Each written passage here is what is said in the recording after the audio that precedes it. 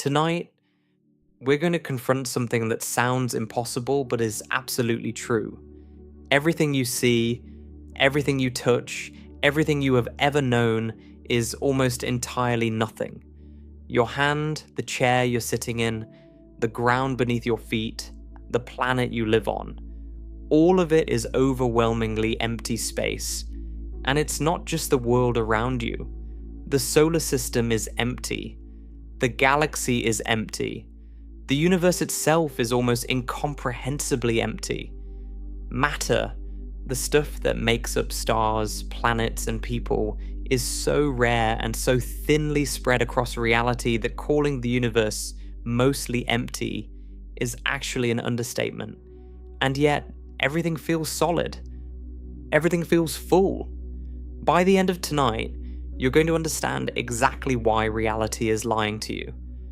Before we go any further, if you find this kind of deep exploration fascinating, a quick like or subscribe really helps the channel grow. It's a small thing for you, but it makes a huge difference for me. Now, let's begin. Pick up whatever's nearest to you. A phone, a cup, a pen, anything. Hold it in your hand and feel it. It feels solid, right? It has weight, it has edges. If you press your thumb against it, it pushes back. Your fingers don't pass through it. You can tap it on a table and hear the sound of two hard objects meeting. There's nothing about this experience that suggests emptiness. Everything about it screams fullness, substance, material reality. But what you're feeling is a lie. Not a small lie, not a slight exaggeration. A massive, fundamental deception is built into the way your senses interact with the physical world. Because that object you're holding, whatever it is almost entirely empty space. Not mostly full with a little empty space mixed in. Not half and half, almost entirely empty. More than 99.99999999999% empty.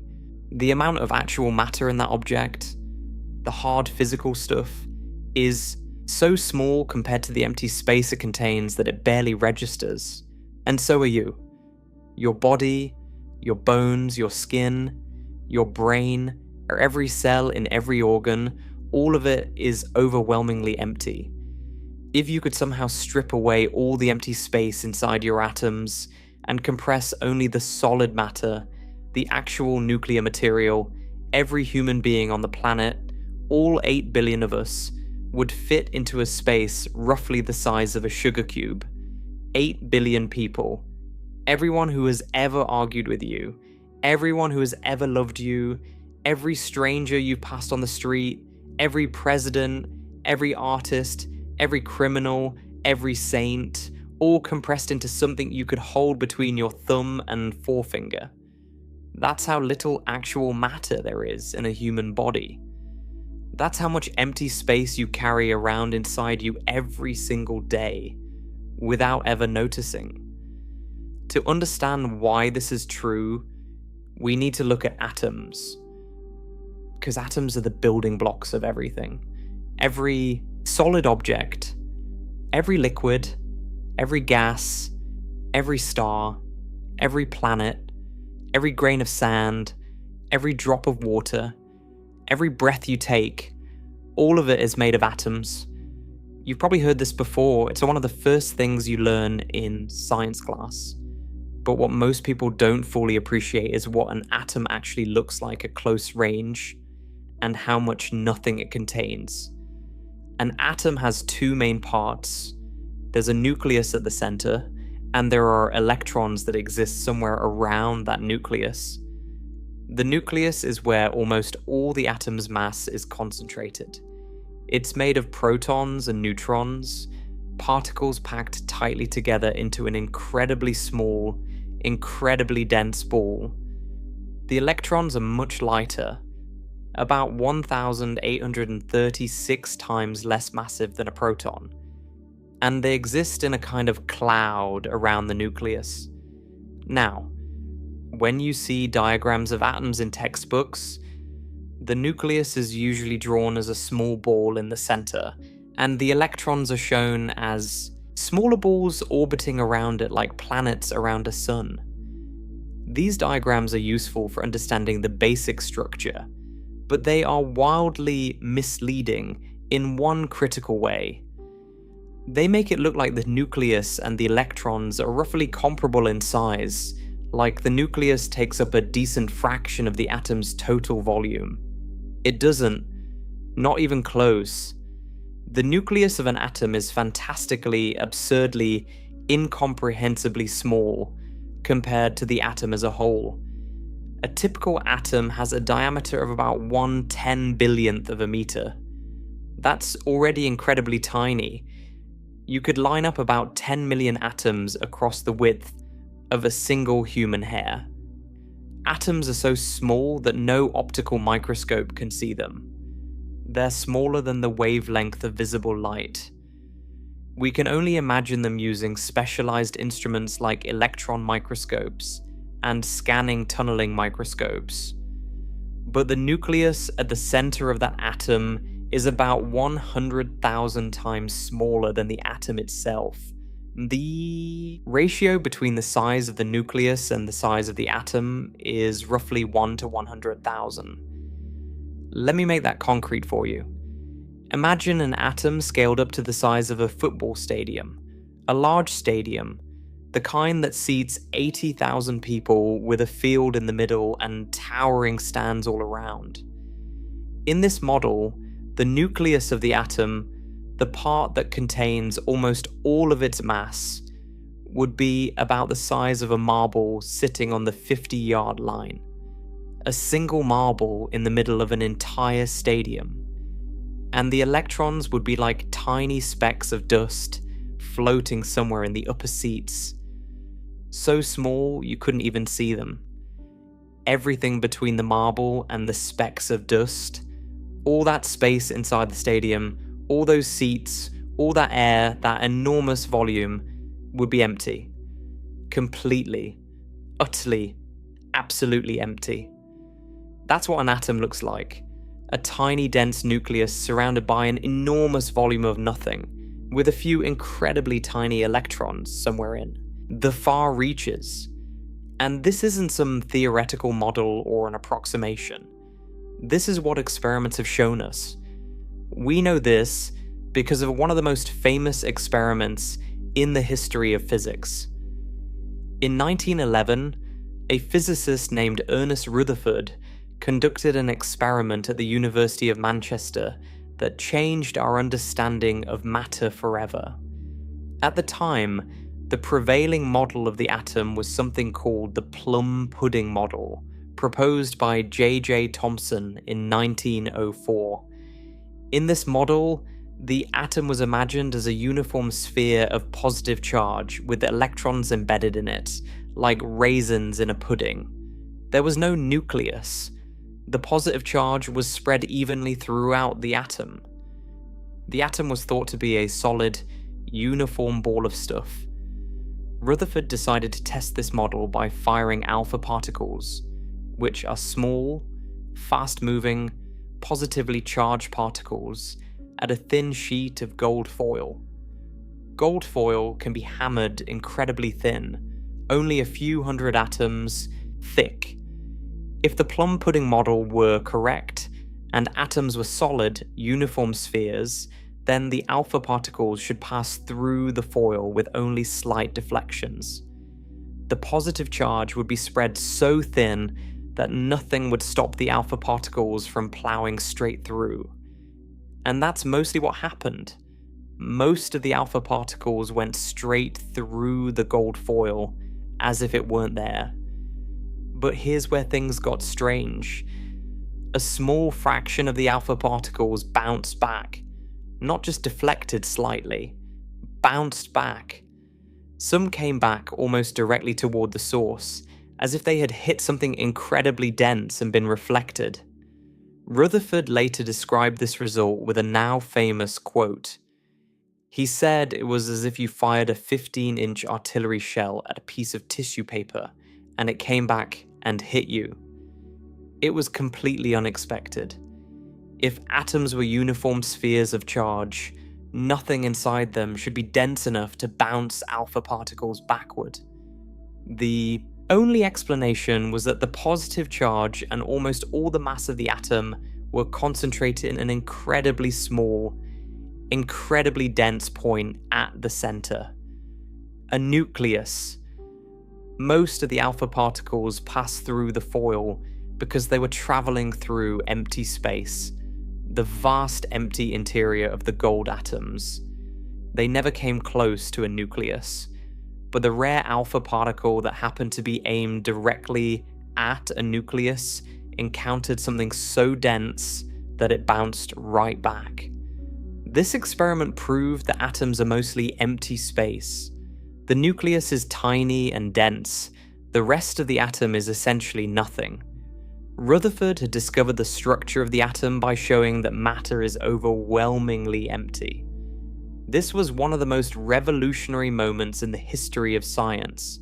It overturned centuries of assumptions about the nature of physical reality and opened the door to everything that followed, from quantum mechanics to nuclear physics, to our modern understanding of chemistry itself. Now, let's think about what this means for the objects you interact with every day. Everything around you is made of atoms with this structure. The table you're sitting at, the walls of your room, the floor beneath your feet, the screen you're watching this on. All of it is made of atoms that are 99.99999999999% empty space. The numbers here are not an exaggeration. The volume of a typical atomic nucleus compared to the volume of the entire atom is roughly 1 part in tens of trillions. If you could somehow see an individual atom at close range, it would look like an almost infinite expanse of emptiness, with an unimaginably tiny speck at the center. You wouldn't see the electrons at all. They'd be too small and too far away. You'd just see nothing. Vast, featureless nothing with a single microscopic point of matter, lost somewhere in the middle. And every object you've ever touched is made of trillions upon trillions upon trillions of these mostly empty structures packed together. Your body contains roughly 7 billion billion billion atoms. That's a 7 followed by 27 zeros. Every single one of them is almost entirely empty space. The total amount of actual solid matter in your body, the stuff that has mass and takes up real space, the nuclear material, is absurdly small. Let me try a different way to make this real. Take the Earth, our entire planet. It has a mass of about 6 trillion kilograms. That's an enormous amount of matter. The Earth is nearly 8,000 miles across. It contains iron, nickel, silicon, oxygen, magnesium, and dozens of other elements, all packed together under immense pressure. The core of the Earth is under pressures millions of times greater than the atmosphere at the surface. The material there is compressed as tightly as ordinary matter can be compressed under those conditions. And yet, if you removed all the empty space from every atom in the Earth, if you took only the nuclear material and packed it together with no empty space between the nuclei, the entire planet would compress down to a sphere roughly the size of a large sports arena, about 300 meters across. That's it. All the mountains, all the oceans, all the continents, all the rock and iron and magma, everything that makes up our entire world, compressed to a ball you could walk around in a few minutes. Where did the rest go? It was never there. It was always empty space. The Earth was always almost entirely nothing. It just didn't feel that way, because of how forces work at the atomic scale. This kind of ultra-compressed matter actually exists in the universe. Neutron stars are the remnants of massive stars that have exploded as supernovae. When the core of such a star collapses, The gravitational pressure becomes so extreme that it overwhelms the electromagnetic forces that normally keep atoms inflated with empty space. The protons and electrons are crushed together to form neutrons, and all that empty space inside the atoms is squeezed out. What remains is a ball of neutrons packed together as tightly as matter can exist without collapsing into a black hole. A neutron star might be only about 12 miles across, roughly the size of a city, yet it contains more mass than our entire sun. Think about that. The sun is 864,000 miles across.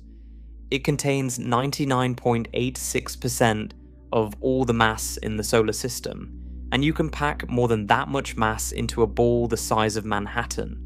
A single teaspoon of neutron star material would weigh about 4 billion tons on Earth. If you could somehow bring a teaspoon of neutron star material to Earth's surface, it would weigh as much as a mountain. Not a small hill. A mountain. That's the density of matter when you remove the empty space from atoms. That's how much nothing is hiding inside ordinary matter. The fact that neutron stars exist proves that the empty space inside atoms is real. It's not a theoretical curiosity or a mathematical artifact. It's a physical property of atomic structure that can be overcome under sufficient pressure. And when it is overcome, when that empty space is removed, the amount of actual matter left over is shockingly, almost absurdly small compared to the volume it originally occupied. Every solid object around you, no matter how heavy or dense it feels, is maintaining an enormous amount of empty space inside its atoms.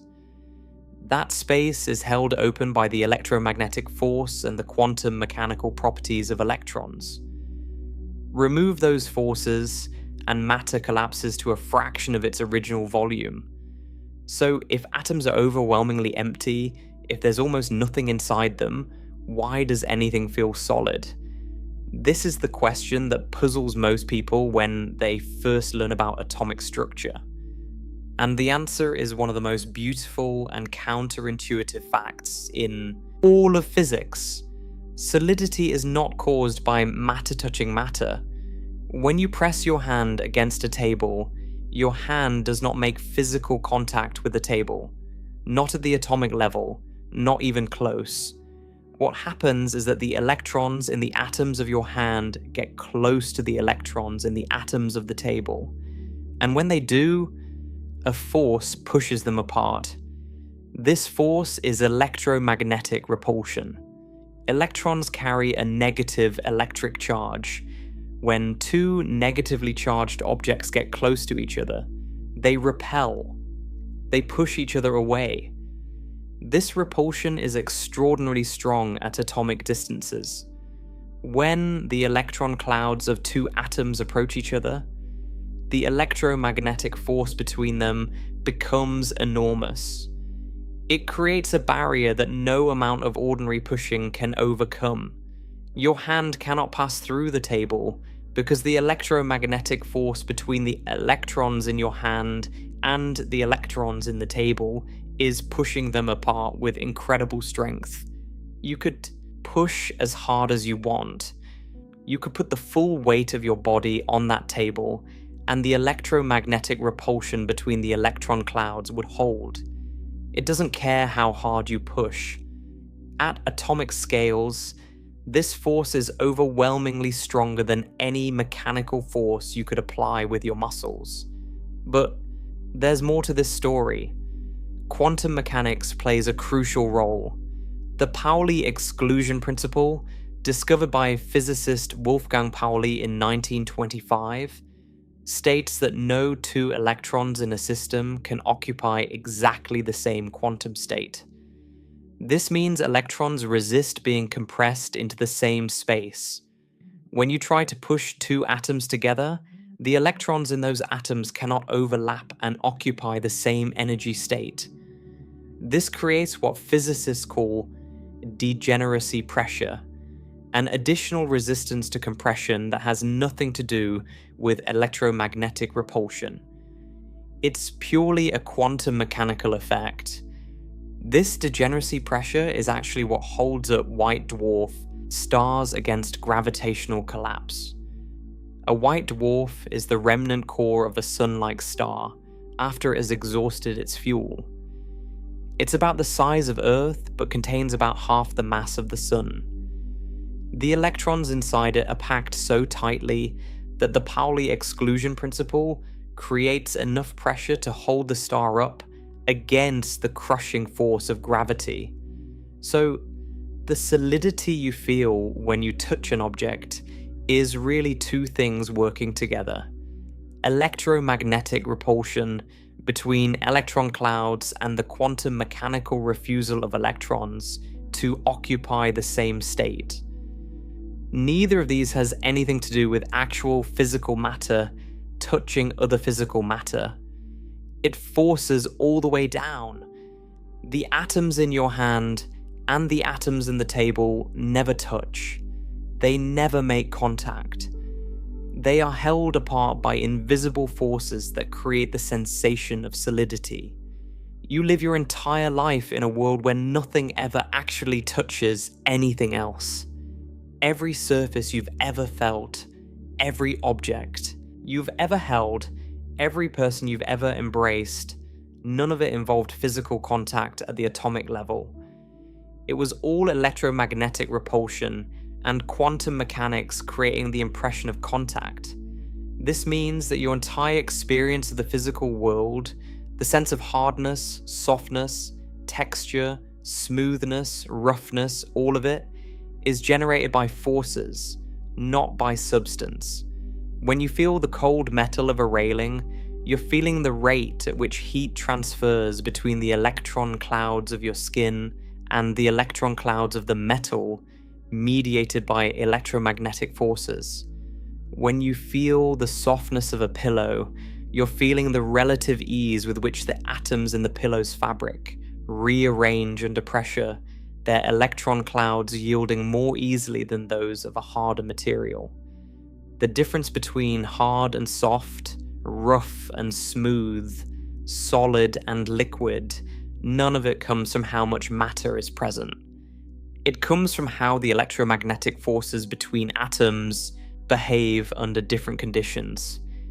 A diamond is one of the hardest materials known to science, but a diamond is just as empty as a cloud of gas. The atoms in a diamond are arranged in an incredibly rigid crystal lattice, where the electromagnetic bonds between carbon atoms are extremely strong. The hardness comes from the arrangement and the strength of the bonds, not from the amount of matter. In fact, a diamond has roughly the same proportion of empty space inside its atoms as anything else. About 99.999999999999999%. It feels hard because the forces between its atoms are strong, not because it's full of stuff.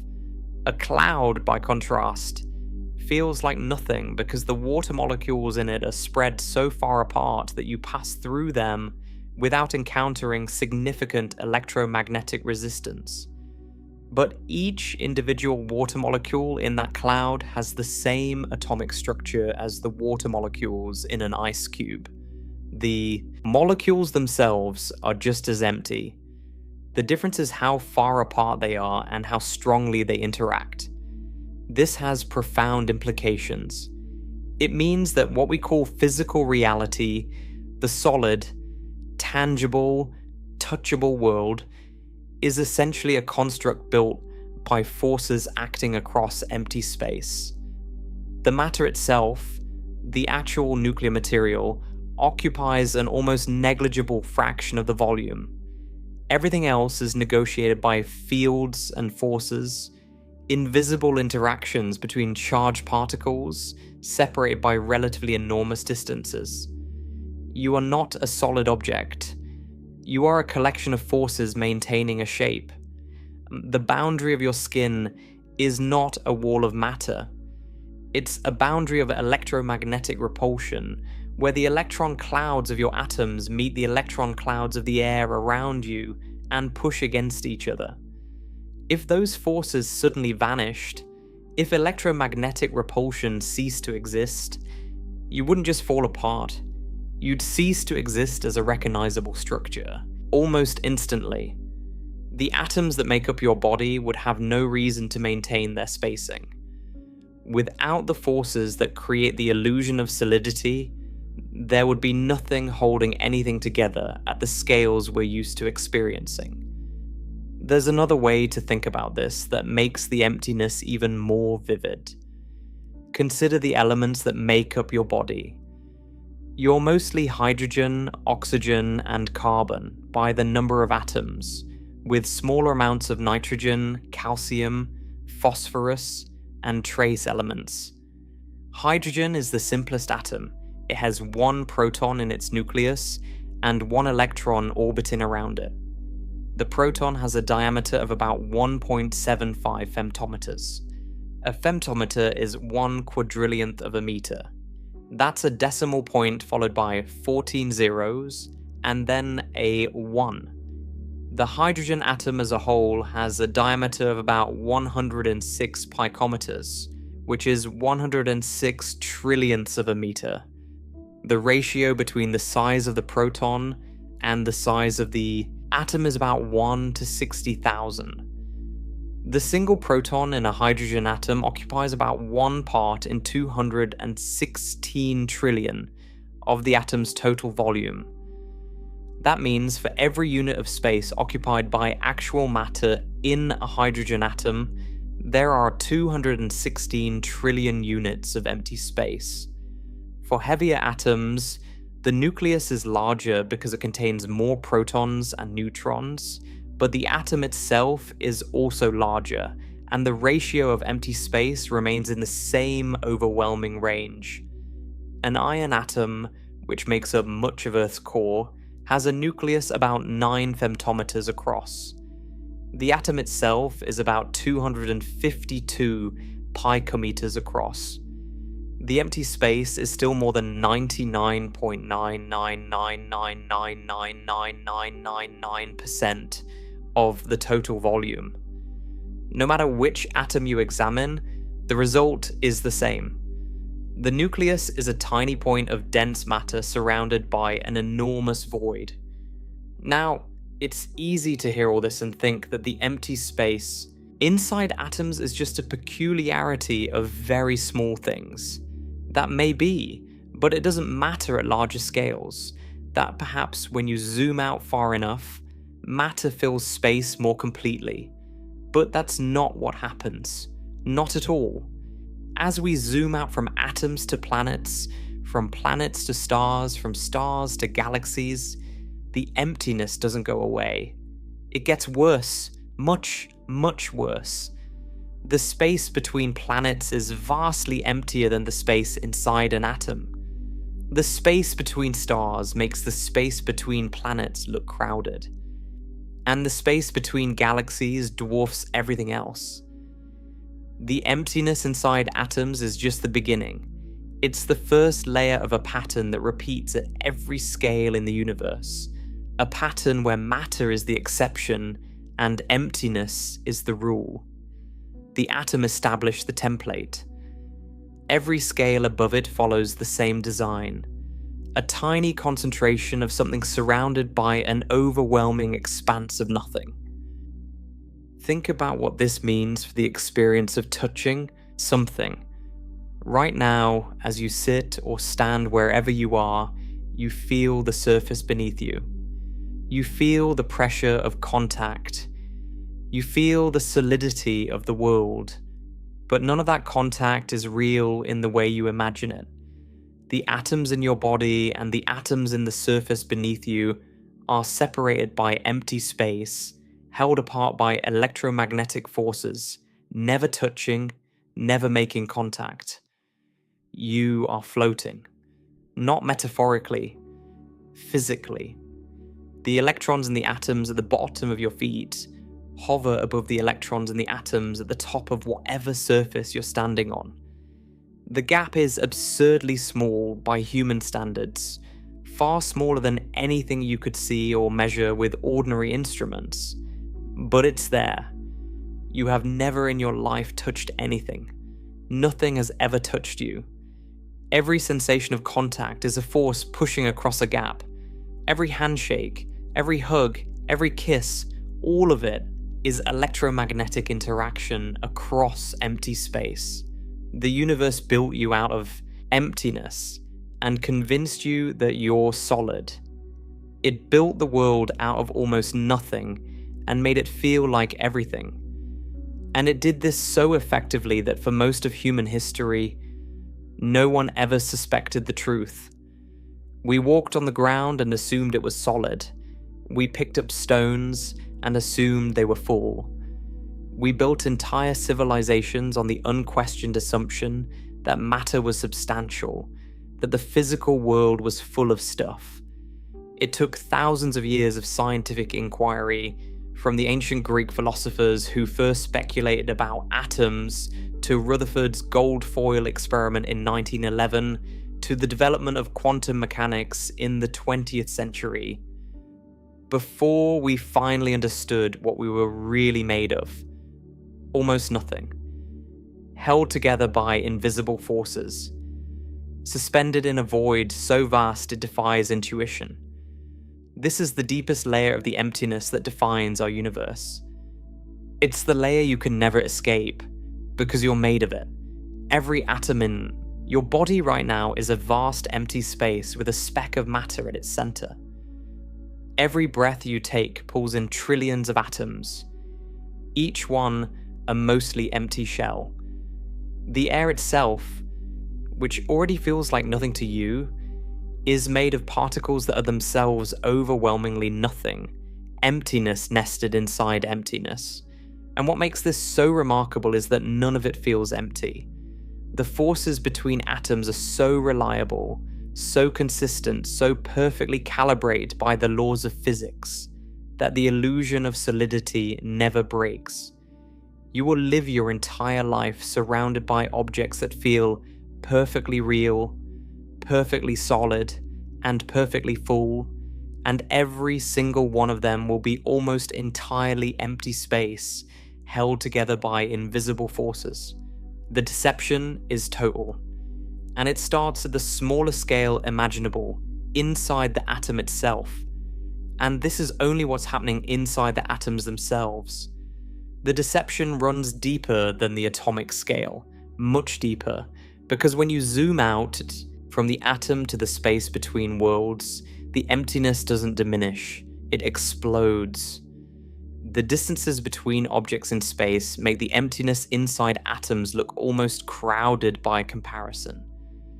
Now let's leave the atom behind and zoom out, way out, because the emptiness inside atoms is just the beginning of a much larger story. When you move from the scale of atoms to the scale of planets, stars, and solar systems, the emptiness doesn't just continue, it deepens in ways that are almost impossible to believe. Let's start with our own solar system, because most people have a completely wrong picture of it in their heads. When you think of the solar system, you probably imagine something like the posters you saw in school. The sun is in the middle, then Mercury, Venus, Earth, Mars, Jupiter, Saturn, Uranus, and Neptune, all arranged in a neat line with comfortable spacing between them. The planets look close together in these diagrams. It seems like a cozy little neighborhood, a family of worlds circling a warm star. This picture is completely, fundamentally wrong. Not slightly off, not a rough approximation. It's wrong in a way that hides the single most important fact about the solar system. It's almost entirely empty. The reason every diagram you've ever seen of the solar system is misleading is because the real distances are so vast that you can't fit them on a page. Not on a poster, not on a billboard, not on the side of a building. If you drew the sun as a circle 1 inch across and placed it on one side of a football field, Mercury would be a speck of dust about 4 feet away. Venus would be another speck about 7.5 feet from the Sun. Earth, a slightly larger speck, would sit about 8.5 feet away. Mars would be about 13 feet away. So far, this almost seems manageable. The inner planets cluster relatively close to the Sun, but then you reach Jupiter, and the scale breaks. Jupiter would be a small ball about the size of a pea, sitting about 45 feet from the Sun. Saturn would be another pea-sized ball about 82 feet away. Uranus would be 165 feet away. And Neptune, the outermost planet, would be about 259 feet from the Sun. A tiny bead smaller than a pea is sitting at the far end of the field. In this model, the entire football field contains the orbits of all 8 planets. And what fills the rest of that field? What occupies the vast majority of the space between the 1-inch Sun and the tiny beads representing the planets? Nothing. Absolutely nothing. Empty space. Vacuum. The void. If you walked across that football field in this scale model, you would pass through enormous stretches of emptiness with nothing to see, nothing to touch, nothing to encounter, just blank space between impossibly tiny objects, separated by what feels like absurd distances.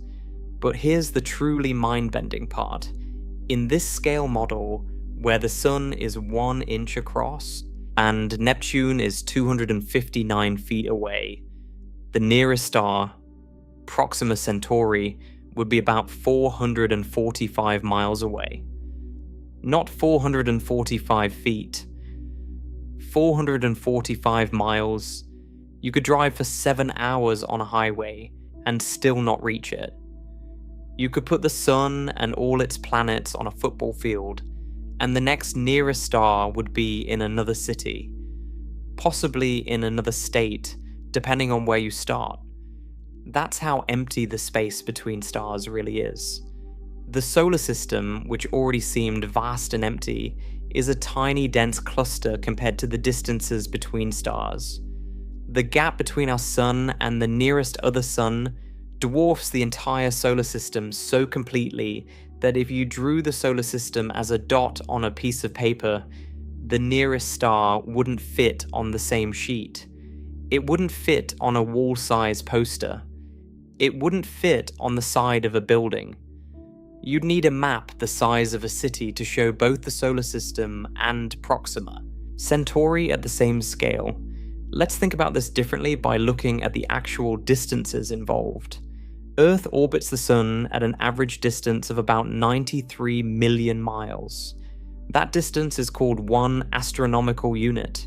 Light, which travels at about 186,000 miles per second, takes about 8 minutes and 20 seconds to cross that distance. If you could drive a car at highway speed from Earth to the Sun, it would take you about 176 years. Mars, our next neighbouring planet outward, and the one we've sent the most missions to, is on average about 140 million miles from Earth.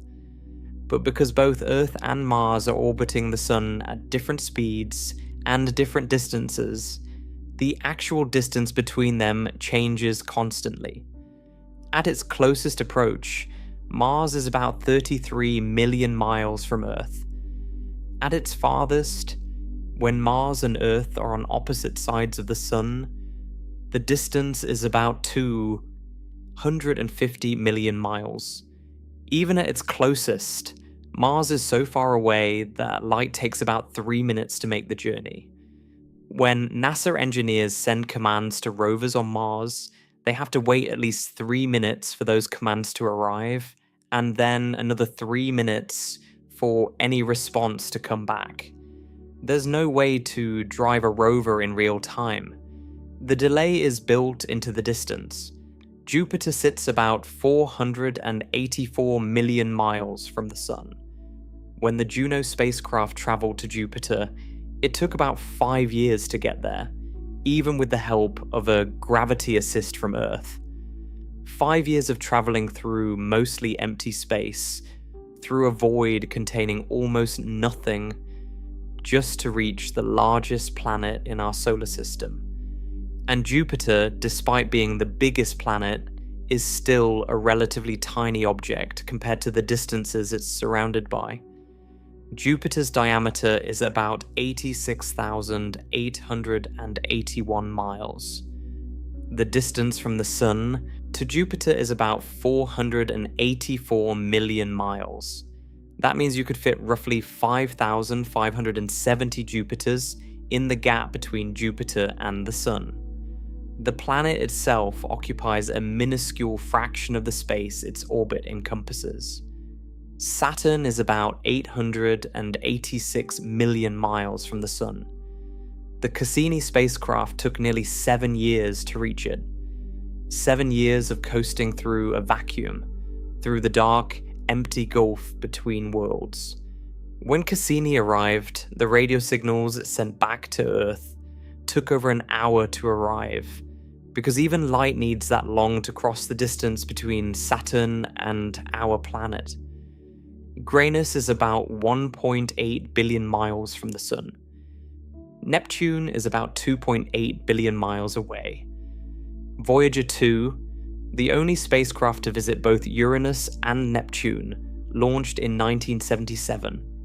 It reached Uranus in 1986 and Neptune in 1989. 12 years of continuous travel through the void just to fly past the outer planets. And even after those flybys, Voyager 2 kept going, sailing deeper into the darkness, still traveling today, still crossing empty space decades after it left Earth. And even Neptune isn't the edge of the solar system. The Kuiper Belt extends far beyond Neptune, a region of icy bodies and dwarf planets stretching billions of miles into the darkness. And beyond the Kuiper Belt lies the Oort cloud, that vast spherical shell of icy bodies that marks the true boundary of the Sun's gravitational influence. The Oort cloud extends nearly 2 light years from the Sun. That's almost halfway to the nearest star. The space it encompasses is so vast that the planets, the asteroid belt, and even the Kuiper Belt all fit within a tiny fraction of its volume. The solar system is enormous, and almost all of it is empty. But the emptiness of the solar system isn't just about the distances between planets. It's also about the density of material between them. People sometimes imagine space as having stuff in it: dust, gas, particles, debris, and there is some material in interplanetary space. The solar wind, a stream of charged particles flowing outward from the Sun at speeds of about 250 to 500 miles per second, fills the solar system with a thin plasma. There's dust left over from comets and asteroid collisions, tiny grains of rock and ice drifting through the void. There are cosmic rays, high-energy particles from distant stars and galaxies, racing through the solar system at nearly the speed of light. But the density of all this material is unbelievably low. In interplanetary space, near Earth's orbit, there are roughly 5 to 10 particles per cubic centimeter. That might sound like a lot until you realize what it means. A cubic centimeter is about the size of a sugar cube. In that volume of space, you'd find maybe 5 to 10 protons. That's it. Compare that to the air you're breathing right now, which contains about 25 million trillion molecules per cubic centimeter. The difference is staggering. The air around you is roughly 3 to 5 billion times denser than interplanetary space. Interplanetary space is not empty in the absolute sense. There are particles there. But it's so close to empty that for all practical purposes, it's a vacuum. If you could somehow be exposed to interplanetary space, the scattering of particles per cubic centimeter wouldn't matter at all. You wouldn't feel them. You wouldn't see them. You'd experience it as pure nothingness. Now let's push farther out beyond the solar system and think about interstellar space, the vast regions between stars. If interplanetary space seemed empty, interstellar space takes emptiness to another level entirely. In the space between stars in our region of the Milky Way, the density drops to about 1 particle per cubic centimeter or even less. Some regions have about 0.1 particles per cubic centimeter. That's 1 proton in a volume of 10 sugar cubes. To appreciate how empty that is, consider this. If you took a cubic meter of interstellar space, a box about 3 feet on each side, it would contain roughly 1 million particles. That still sounds like a lot until you do the comparison. A cubic meter of air at sea level on Earth contains roughly 25 trillion particles in total. Interstellar space is roughly 25 billion times less dense than the air you're breathing. Another way to think about it, if you could take all the matter in a cubic light year of typical interstellar space, which is an absolutely enormous volume, and compress it into a solid ball, that ball would be much smaller than you might expect. A cubic light year of interstellar space contains perhaps a few solar masses worth of very thinly spread gas and dust. But that mass is dispersed across a volume so incomprehensibly large that the density is essentially zero by any standard we can relate to. The space between stars is, for all practical purposes, nothing. Pure vacuum with the occasional stray atom drifting through. And these distances between stars, the distances filled with this near-perfect vacuum, are enormous. Proxima Centauri, the closest star to our Sun, is about 4.24 light-years away. That's roughly 25 trillion miles. To put that in everyday terms, if you could drive a car to Proxima Centauri at highway speed, about 60 miles per hour, the trip would take roughly 48 million years. You'd need to drive continuously, without stopping, for a span of time longer than the entire age since the dinosaurs went extinct. Voyager 1, the fastest object humans have ever sent into interstellar space, is traveling at about 38,000 miles per hour. At that speed, it would take Voyager about 73,000 years to reach Proxima Centauri. 73,000 years of traveling through almost nothing. Through a void so empty that a cubic centimeter of it contains at most a handful of stray particles. The spacecraft would cruise for millennia through the same featureless darkness, encountering nothing, passing nothing, surrounded by nothing. And Proxima Centauri is the closest star. Most stars in the Milky Way are much farther apart. The average distance between stars in our region of the galaxy is about 5 light years, but in less dense regions, stars can be tens or even hundreds of light years apart. The galaxy contains somewhere between 100 billion and 400 billion stars. And even with that many stars, the overwhelming majority of the galaxy's volume is empty space between them. Let me put the emptiness of our stellar neighborhood into perspective with a scale model. Imagine the sun shrunk down to the size of a grain of sand, about 1 millimeter across. In this model, Earth would be a microscopic speck orbiting about 4 inches from that grain of sand. Jupiter would be a slightly larger but still tiny point about 22 inches away. Neptune would be a barely visible dot about 10 feet from the grain of sand. The entire solar system out to the Kuiper belt would fit within a circle roughly 35 feet across. Now, in this same model, Where the sun is a grain of sand and the solar system fits in a small room, Proxima Centauri would be another grain of sand sitting about 18 miles away. 18 miles of empty space between two grains of sand. If you lay this model out across a real landscape, you'd place one grain of sand on your desk. Then you'd have to walk for an entire day to reach the next grain. And between those two grains, across all those miles, there would be nothing. No other grains, no other objects, just empty ground representing the void of interstellar space. Extend this model to the wider galaxy. The Milky Way contains perhaps 200 to 300 billion grains of sand in this model, but they'd be scattered across a disk roughly 400,000 miles wide. That's nearly twice the distance from the Earth to the Moon. Billions of grains of sand scattered across a region the size of a small planet, each one separated from its nearest neighbor by miles of emptiness. That's how sparse stars are in the galaxy.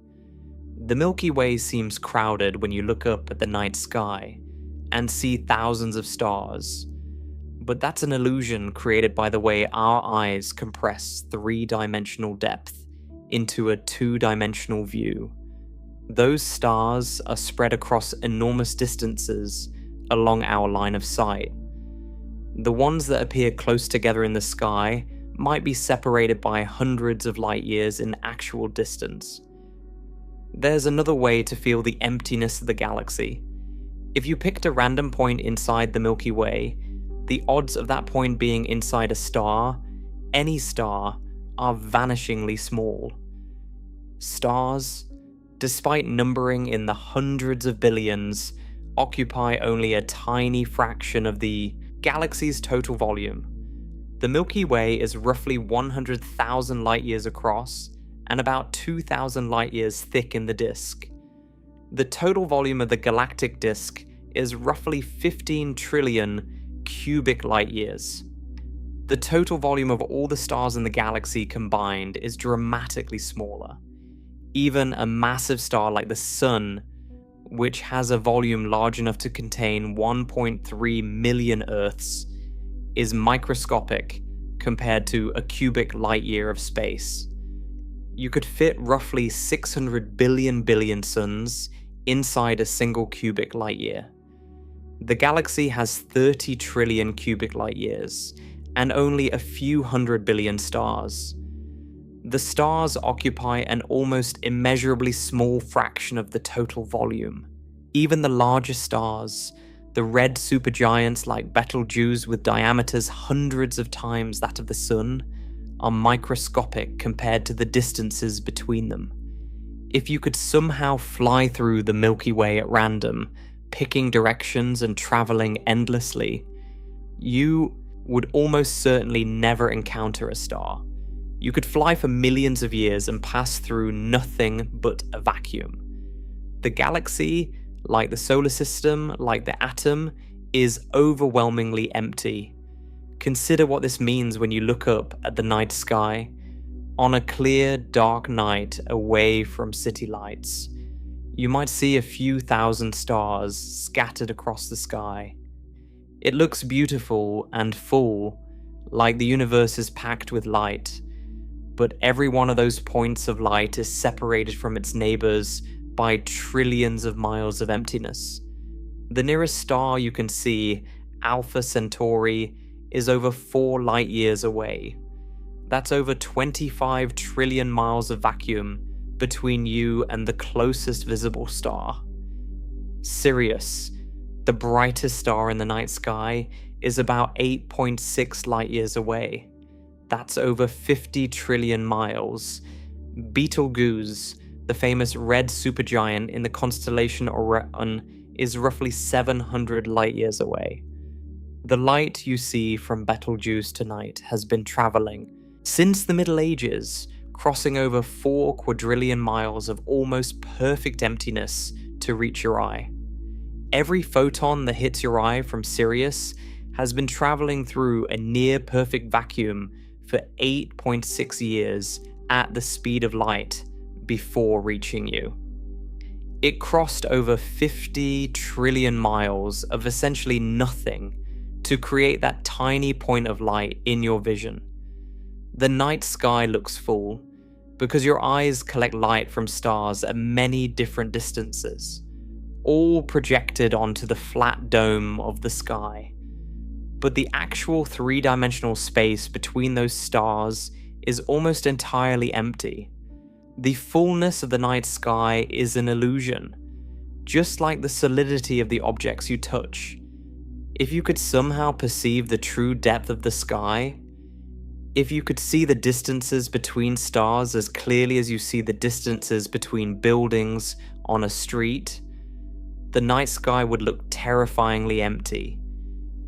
The stars would appear as lonely, isolated sparks scattered through an abyss, so deep it would make you dizzy.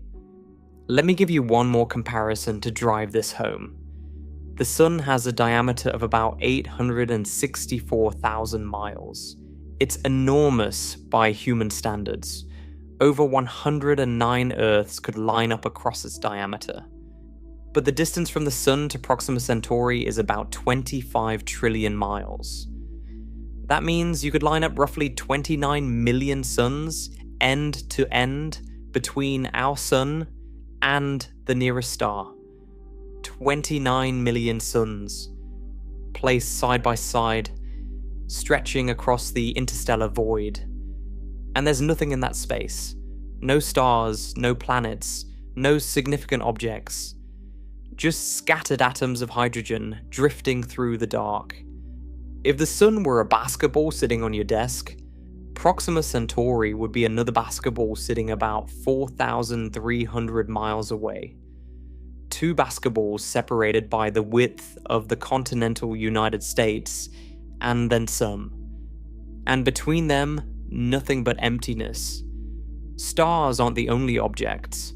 In the galaxy, of course, there are also nebulae, clouds of gas and dust, where new stars are born.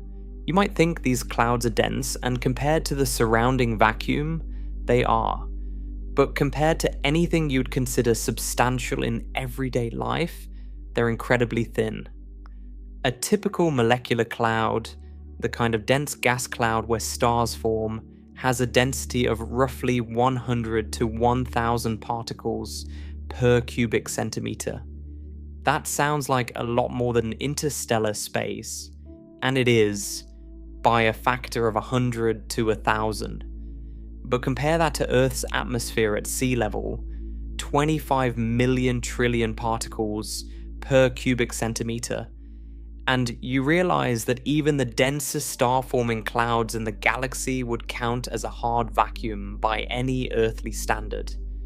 The best vacuum chambers on Earth can pump air down to perhaps a few hundred particles per cubic centimeter. A molecular cloud in space, the supposedly dense region where stars are born, has roughly the same particle density as our best artificial vacuums. The regions of the galaxy that we call dense would qualify as hard vacuum by any terrestrial standard. The thin material that does exist between stars is called the interstellar medium, and studying it has revealed just how empty the galaxy truly is. The interstellar medium is mostly hydrogen, about 70% by mass, with about 28% helium and trace amounts of heavier elements like carbon, oxygen, and iron. These heavier elements were forged inside stars and scattered into space by supernova explosions over billions of years, but they remain incredibly rare compared to hydrogen and helium. The interstellar medium exists in several phases, each with different temperatures and densities, but all of them are extraordinarily thin by any earthly standard. There's the hot ionized medium, which fills most of the galaxy's volume. This material has been heated to temperatures of hundreds of thousands, or even millions of degrees by supernova explosions and stellar winds. Despite these extreme temperatures, the density is incredibly low, roughly 0.003 particles per cubic centimeter. That's 3 particles in 1,000 sugar cubes of space. Then there's the warm ionized medium and the warm neutral medium, with densities of about 0.2 to 0.5 particles per cubic centimeter. These phases fill large portions of the galaxy and represent the typical conditions in interstellar space near our Sun.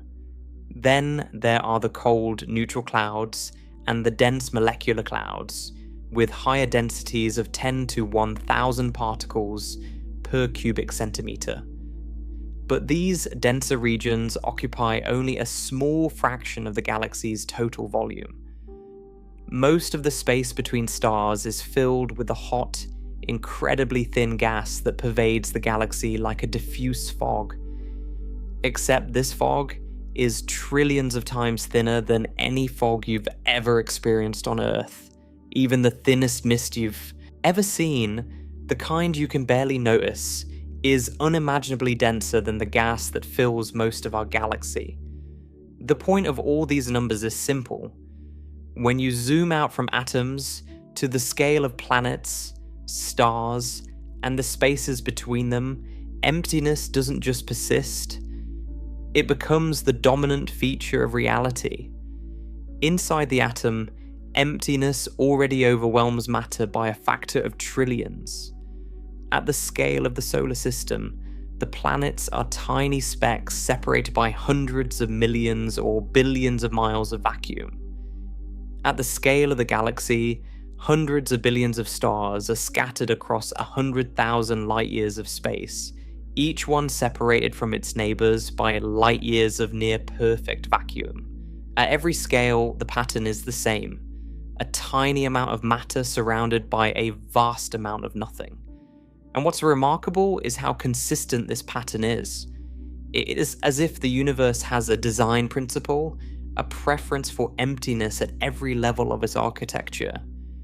The atom is mostly empty. The solar system is mostly empty. The galaxy is mostly empty. And as we're about to discover when you zoom out even further, to the scale of galaxy clusters, superclusters, and the cosmic web itself, the emptiness only grows more extreme. The spaces between galaxies make the spaces between stars look almost intimate by comparison. And the great cosmic voids between galaxy clusters and superclusters are so vast and so barren that they challenge our ability to comprehend emptiness at all. Matter is not the fabric of the universe, it's the exception.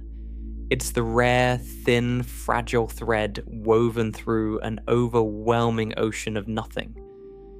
Everything you see when you look up at the night sky, every star, every galaxy, every cluster of galaxies, all of it is a tiny minority report in a universe that is fundamentally, overwhelmingly, almost exclusively empty.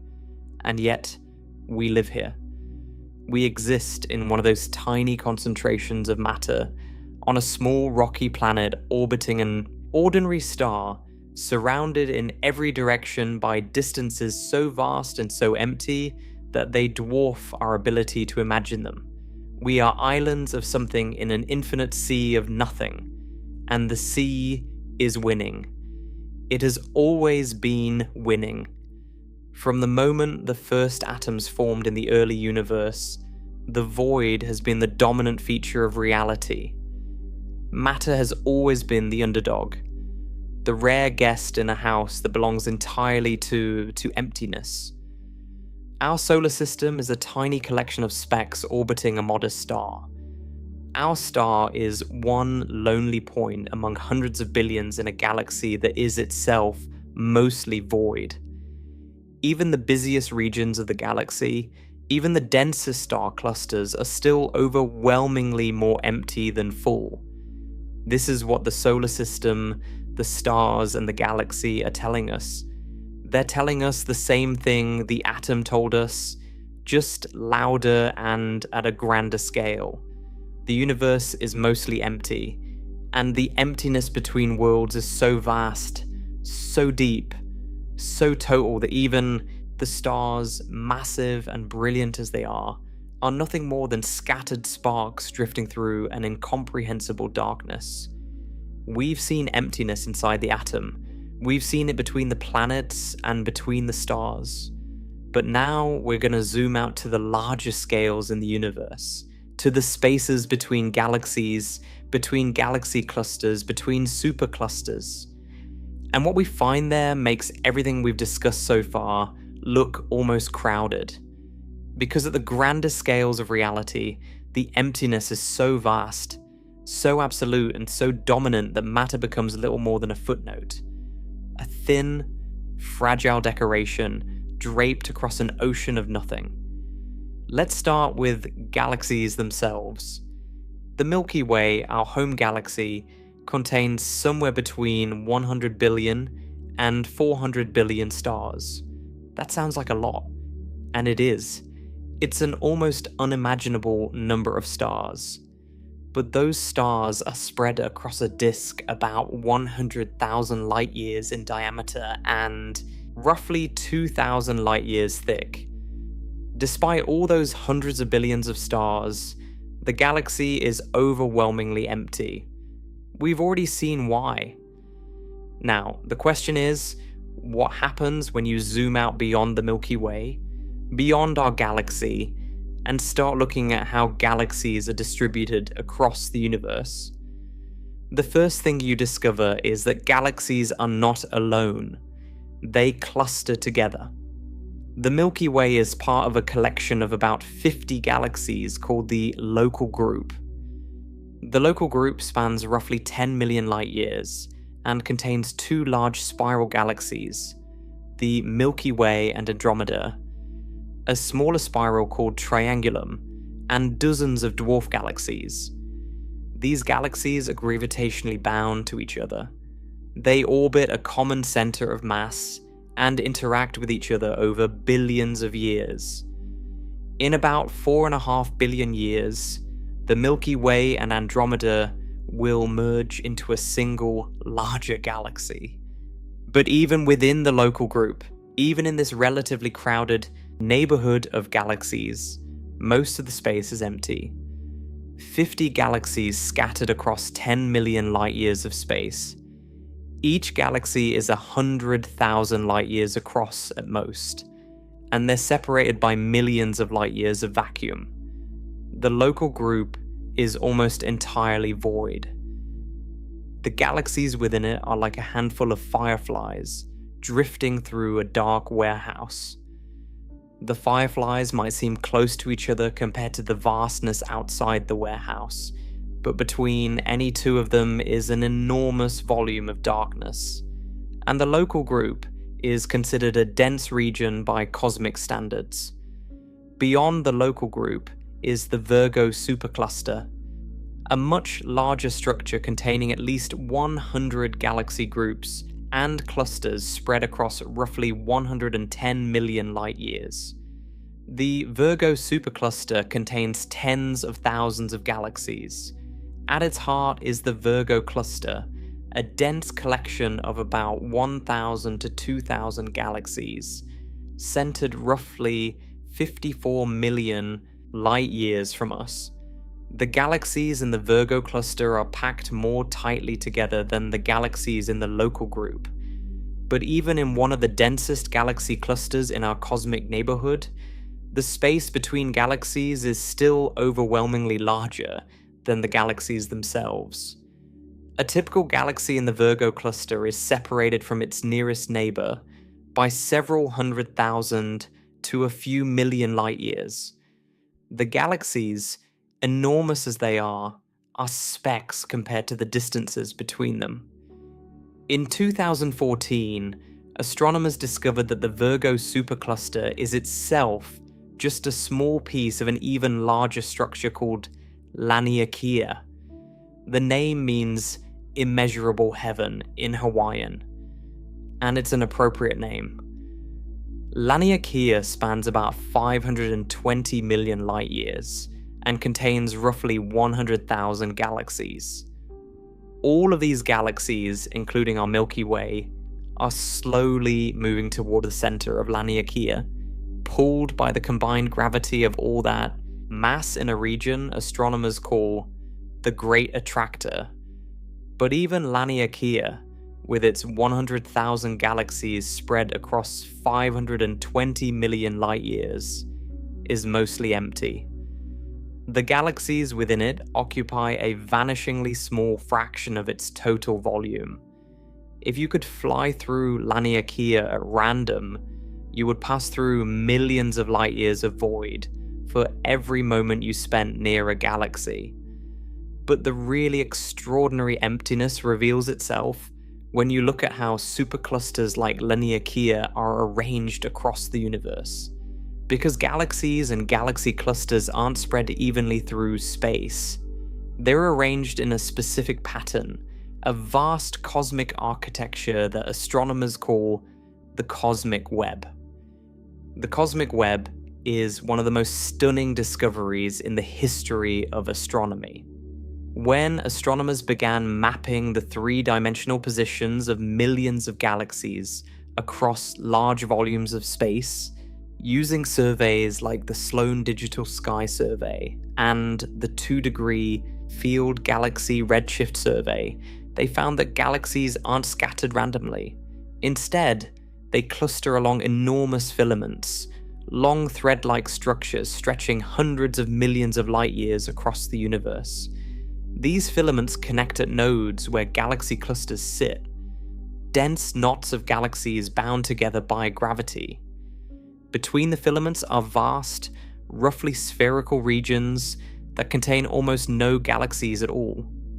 These are the cosmic voids. Some filaments are among the largest structures ever observed.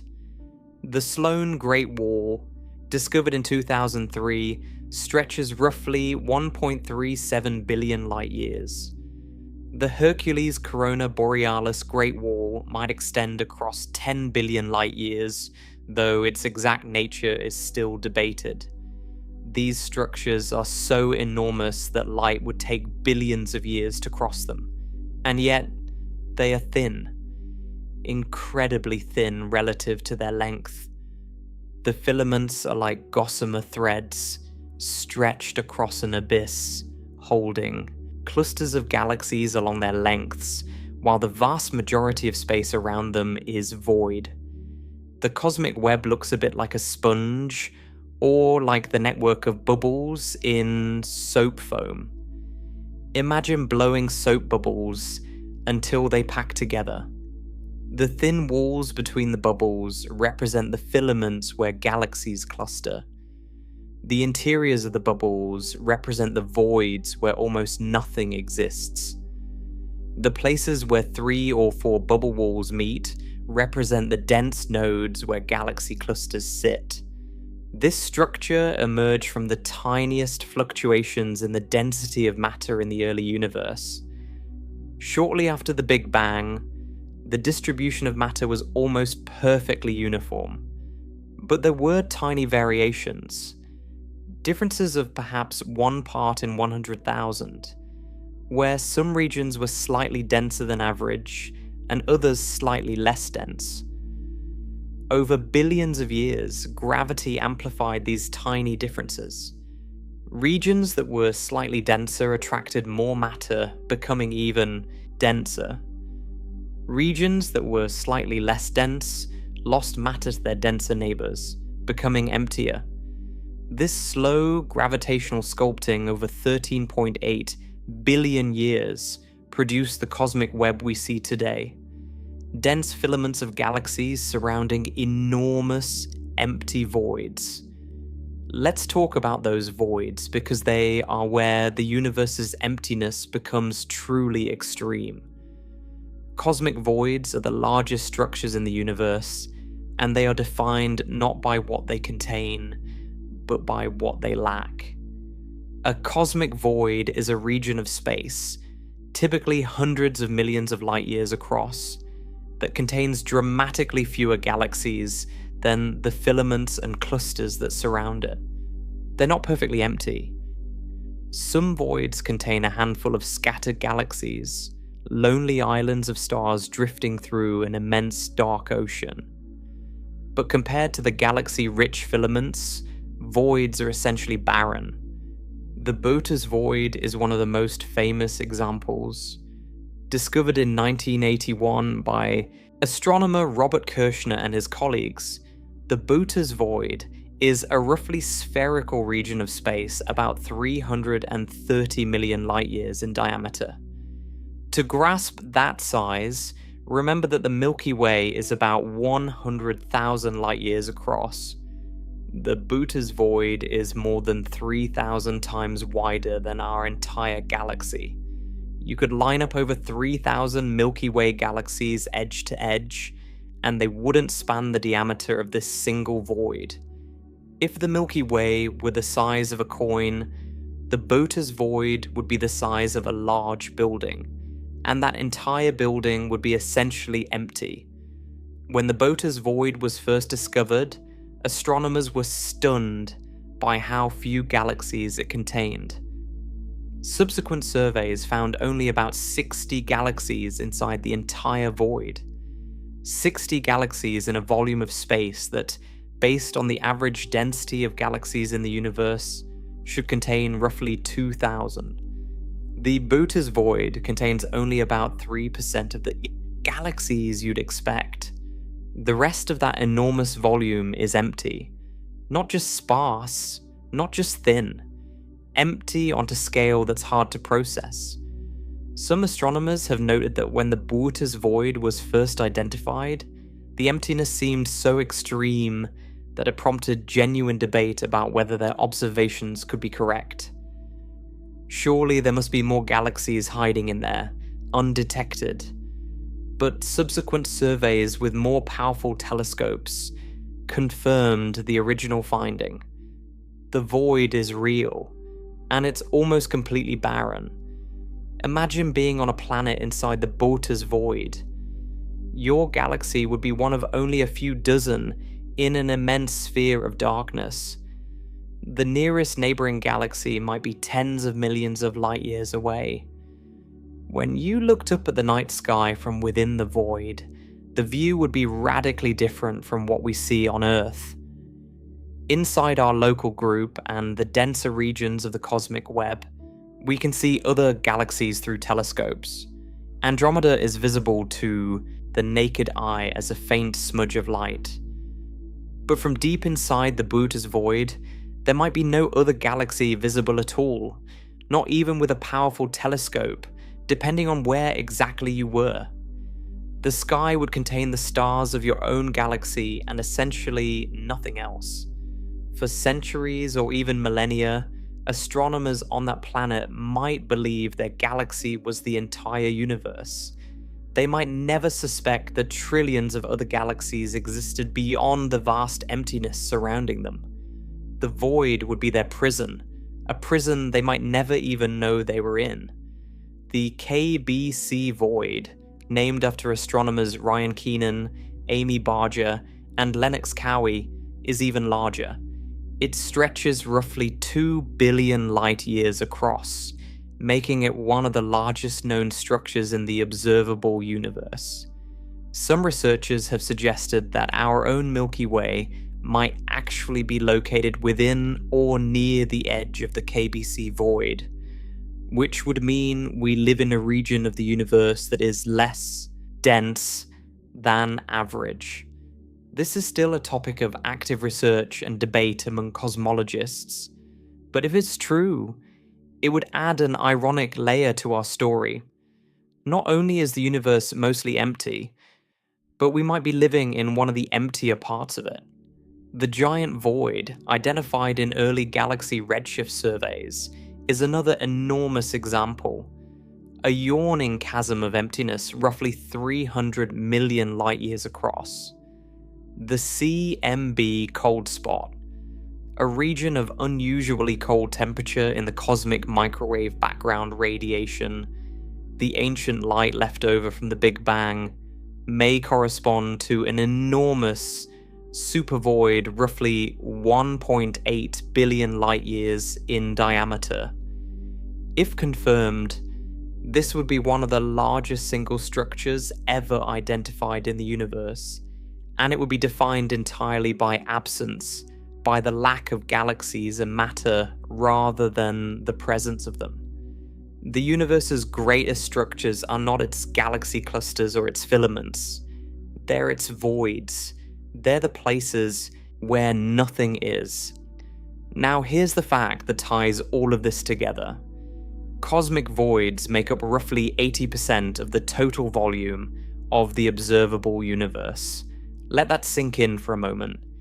80% of the universe's volume consists of these vast, nearly empty regions where almost no galaxies exist.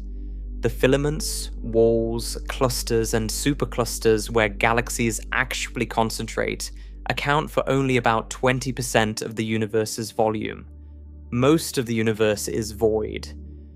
The matter-rich regions, the places where galaxies and stars and planets and life can exist, are the exception. They're the thin scaffolding stretched around enormous bubbles of nothing. The cosmic web isn't a web of matter with a few holes in it. It's an ocean of emptiness with a few thin threads of matter running through it. And even within those threads, even within the filaments and clusters where galaxies are concentrated, the matter density is still incredibly low by everyday standards. The average density of matter in the observable universe is approximately 1 atom per 4 cubic meters. This is one of the most striking numbers in all of cosmology, because it tells you the overall story of the universe in a single statistic. Think about what that means. Take a box about 1.5 meters on each side, roughly the size of a large wardrobe or a phone booth. On average, across the entire observable universe, that volume of space would contain a single atom. One atom. One solitary hydrogen atom, drifting through a space you could reach across with your arms. Compare that to the air you're breathing right now. A cubic meter of air at sea level contains about 25 trillion molecules. The average density of the universe is roughly 100 trillion times less dense than the air all around you. The universe is so empty that its average density is almost indistinguishable from a perfect vacuum. It is, for all practical purposes, nothing with occasional specks of something. Now, this is an average. Some regions, like the centers of galaxy clusters, are much denser. Some regions, like the interiors of stars, are enormously dense, and some regions, like the interiors of cosmic voids, are even less dense than the average. But the average tells you the overall story. If you could take all the matter in the observable universe, all the stars, all the planets, all the gas, all the dust, all the dark matter, and spread it evenly across the observable universe's 93 billion light years in diameter, the resulting density of normal matter would be about 1 atom per 4 cubic meters. One lonely hydrogen atom floating in a small box of nothing. And that's only counting normal matter, what physicists call baryonic matter, which makes up just 5% of the universe's total mass energy content. Dark matter, which makes up another 27%, adds invisible mass on top of that, but doesn't come in the form of atoms. The remaining 68% is dark energy. So the atoms that make up every star, planet, and person you've ever known account for just 1/20th of what the universe contains. The universe, when you look at it from the largest possible perspective, is almost perfectly empty. Let me try to make this real with a comparison. Imagine the observable universe scaled down so that the entire thing, all 93 billion light years of it, fits inside a sphere the size of Earth. In this model, all the matter in the universe, every galaxy, every star, every planet, every atom would be compressed into a volume smaller than a marble. Everything else, the entire Earth-sized sphere minus a marble's worth of matter, would be empty space. That's the ratio. That's how much nothing the universe contains compared to something. The universe is an Earth-sized balloon with a marble's worth of stuff rattling around inside it. Another way to think about it, if you grabbed a random cubic meter of the universe, just pointed somewhere at random, and selected a box of space, the overwhelming probability is that you get nothing. Pure vacuum. No atoms, no particles, no radiation worth mentioning.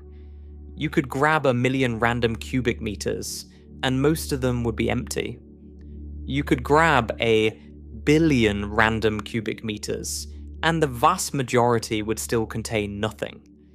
The chances of randomly selecting a cubic meter that contained a star, or a planet, or even a significant concentration of gas are astronomically small. Matter is the rarest thing in the universe. It exists, but only barely, and only in very specific places. This is worth pausing on because it contradicts everything our daily experience tells us. When you walk through a city, matter is everywhere. Buildings, roads, cars, people, trees, signs, food, water, air. The world feels packed with stuff. When you look at Earth from space, it's a solid sphere, a blue marble hanging in the darkness. There's no obvious indication that it's mostly empty. When you look at the night sky and see thousands of stars, the universe seems full of light and activity. But all of this is an illusion of proximity. You're standing on one of the rare concentrations of matter, looking at other rare concentrations of matter, and your brain fills in the gaps and concludes that the universe is full. It's like standing in a city and concluding that the entire Earth is covered in buildings. You're sampling a tiny, atypical region and generalizing from it. Step outside the city, and you find forests, deserts, oceans, vast stretches of land with no buildings at all. Step outside the solar system, and you find light years of near-perfect vacuum between the stars. Step outside the galaxy, and you find millions of light years of emptiness between galaxies. Step outside the galaxy cluster, and you find the cosmic voids, those enormous bubbles of nothing that make up 80% of all the space there is. At each step, the emptiness grows. At each step, the matter you thought was everywhere turns out to be concentrated in a smaller and smaller fraction of the available space. The universe is not full. It has never been full. It just looks that way from where you're standing because you happen to be standing on one of the rarest things in the cosmos. A planet made of atoms, orbiting a star, inside a galaxy, on a filament of the cosmic web. You're living on an exception, looking out at other exceptions, and mistaking the exceptions for the rule. The cosmic web also reveals something important about how gravity works on the larger scales, and how the architecture of emptiness came to be. Gravity is the force that built the cosmic web. It's the force that pulled matter into filaments and clusters, leaving the voids behind. Over billions of years, gravity drew matter from the less dense regions into the denser regions, like water draining from a landscape into rivers and lakes. The voids emptied as their matter flowed toward the filaments. The filaments thickened as they collected matter from the surrounding voids. The result is the universe we see today, where matter is concentrated in thin structures surrounding enormous empty bubbles. But the expansion of the universe works against gravity. Space itself is expanding, carrying galaxies apart. In the dense regions where galaxies are close together and gravitational attraction is strong, gravity wins. Galaxy clusters and superclusters hold together. Galaxies within them orbit each other and occasionally merge. But in the voids, where matter density is low and gravitational attraction is weak, the expansion of space wins. The voids are growing. They're getting emptier over time as the expansion of space pushes the little matter they contain toward the filaments and walls. And with dark energy accelerating the expansion, this process is speeding up. The voids are expanding faster and faster. The empty regions of the universe are becoming emptier. The universe's emptiest places are winning the war against matter, and dark energy is their most powerful weapon. In the far future, this has profound implications. Hundreds of billions of years from now, the expansion of space will carry galaxies beyond each other's observable horizons. Galaxy clusters that are currently visible to each other will lose contact as the space between them expands faster than light can cross it. The cosmic web will stretch and thin until the filaments dissolve and each galaxy cluster becomes an isolated island in an infinite void. Eventually, even galaxy clusters will be pulled apart. Individual galaxies will drift alone through an expanding emptiness with no other galaxies visible in any direction. Any astronomers alive in that distant epoch would look out at the sky and see only the stars of their own galaxy. They would have no evidence that other galaxies had ever existed. The universe would appear to them as a single galaxy floating in infinite, eternal void. All the knowledge we've gained about the cosmic web, about billions of other galaxies, about the structure and history of the universe, all of that evidence would be gone, erased by the expansion of space. The universe will be emptier in the future than it is now. And it's already overwhelmingly empty. The voids will swallow everything. This brings us to a remarkable realization. At every single scale we've examined, from the smallest to the largest, the same pattern repeats. Atoms are mostly empty space with a tiny nucleus at the center. Solar systems are mostly empty space with tiny planets scattered through the void. Galaxies are mostly empty space with stars separated by light years of vacuum. Galaxy clusters are mostly empty space with galaxies separated by millions of light years. The cosmic web is mostly empty space with filaments of matter stretched thinly around enormous voids. And the observable universe as a whole has an average density of about 1 atom per 4 cubic meters, which is almost nothing. The pattern is fractal in its consistency. At every level, matter is the exception and emptiness is the rule. At every level, the actual stuff occupies a vanishingly small fraction of the available space. At every level, what feels full and solid and substantial is actually almost entirely void. The universe doesn't just contain empty space. The universe is empty space. Matter is the impurity, the contamination, the rare anomaly in an otherwise featureless vacuum. Think about what this means for the total inventory of the universe. Physicists have worked out the composition of the observable universe with remarkable precision using observations of the cosmic microwave background radiation, the afterglow of the Big Bang, combined with measurements of galaxy distributions and supernova distances.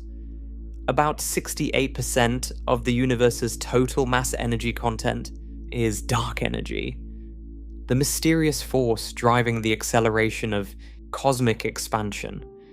About 27% is dark matter, the invisible substance we can detect only through its gravitational effects on visible matter and light.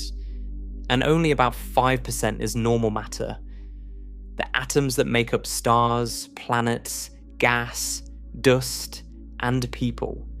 Only 5%.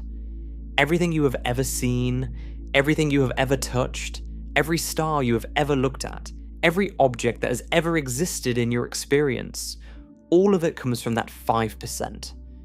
The other 95% is either invisible dark matter or the even more mysterious dark energy, neither of which you can see, touch, or directly detect in any way.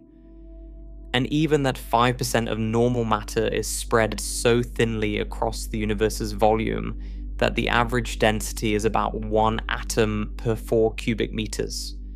So when we say the universe is mostly empty, we're actually understating the case. The universe is overwhelmingly, staggeringly, almost entirely empty. The matter that does exist is concentrated in rare, thin structures, galaxies and galaxy clusters strung along filaments of the cosmic web, surrounded by voids that make up 80% of the total volume.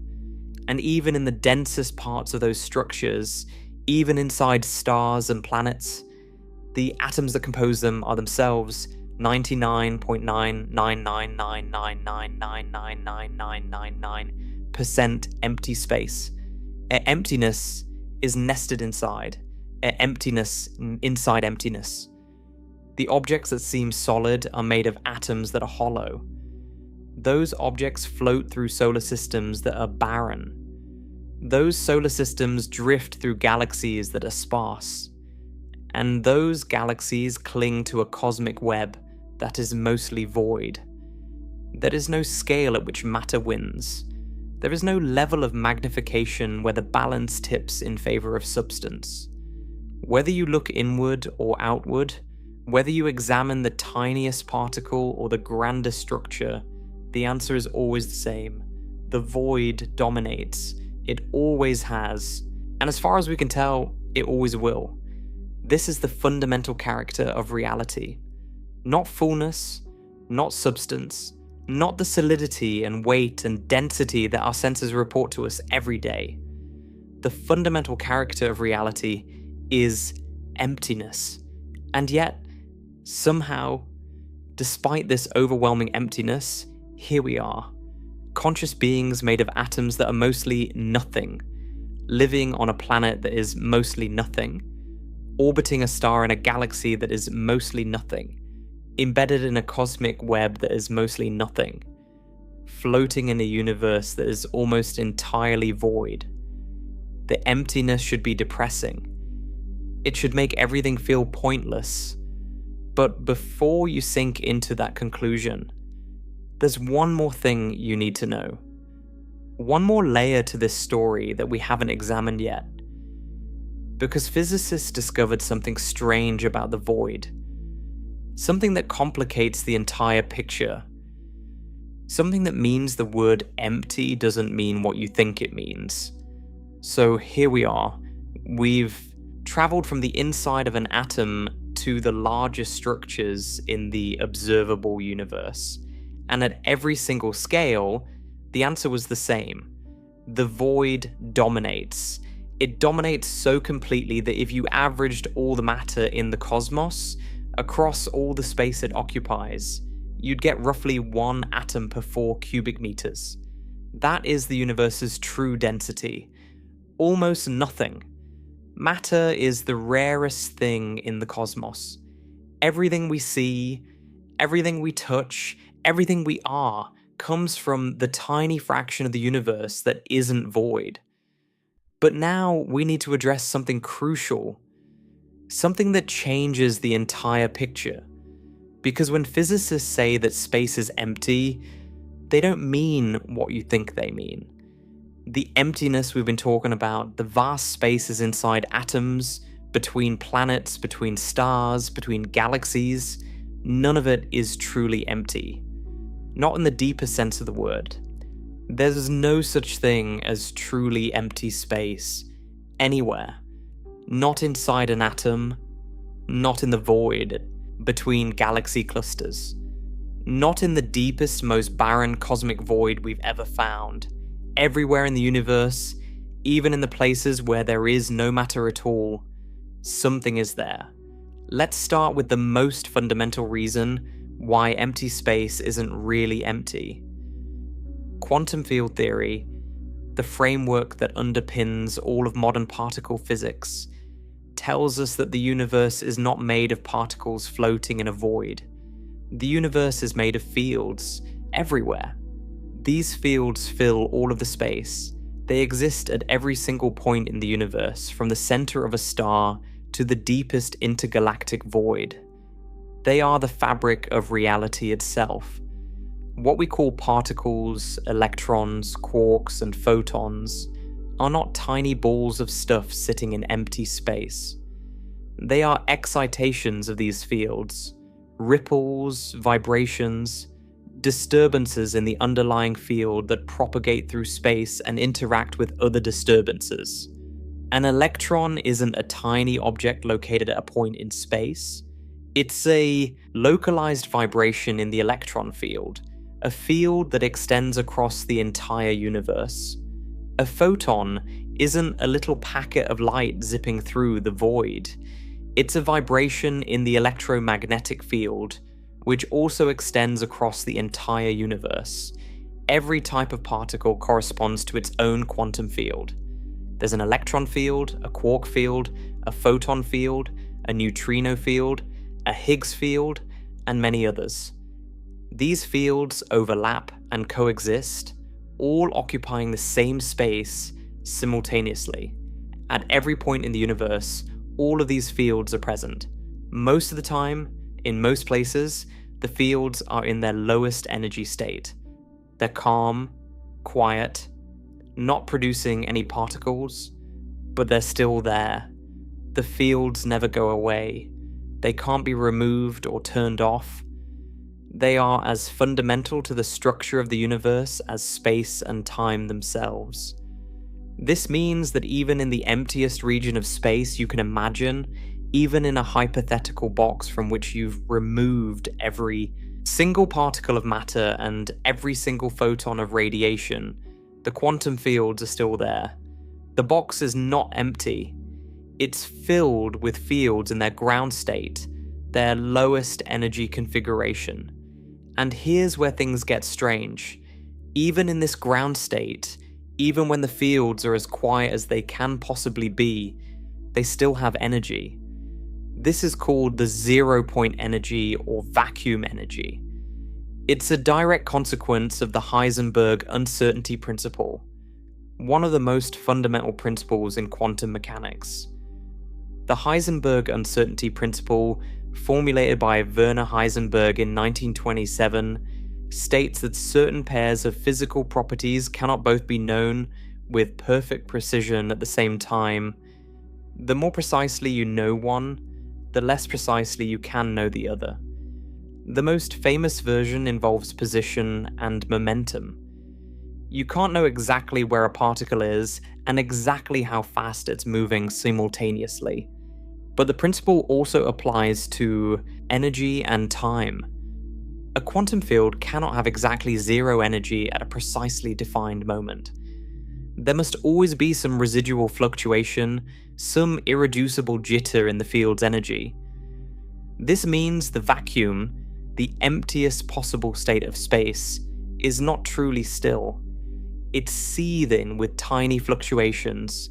The fields are constantly vibrating, even in their ground state. These fluctuations are incredibly small, but they're real. They have measurable physical effects. One of the most famous demonstrations of vacuum energy is the Casimir effect, predicted by Dutch physicist Hendrik Casimir in 1948, and confirmed experimentally in 1997 by Steve Lamoureux at the University of Washington. The experiment is conceptually simple. Take two uncharged metal plates and place them very close together in a vacuum, separated by only a few nanometers.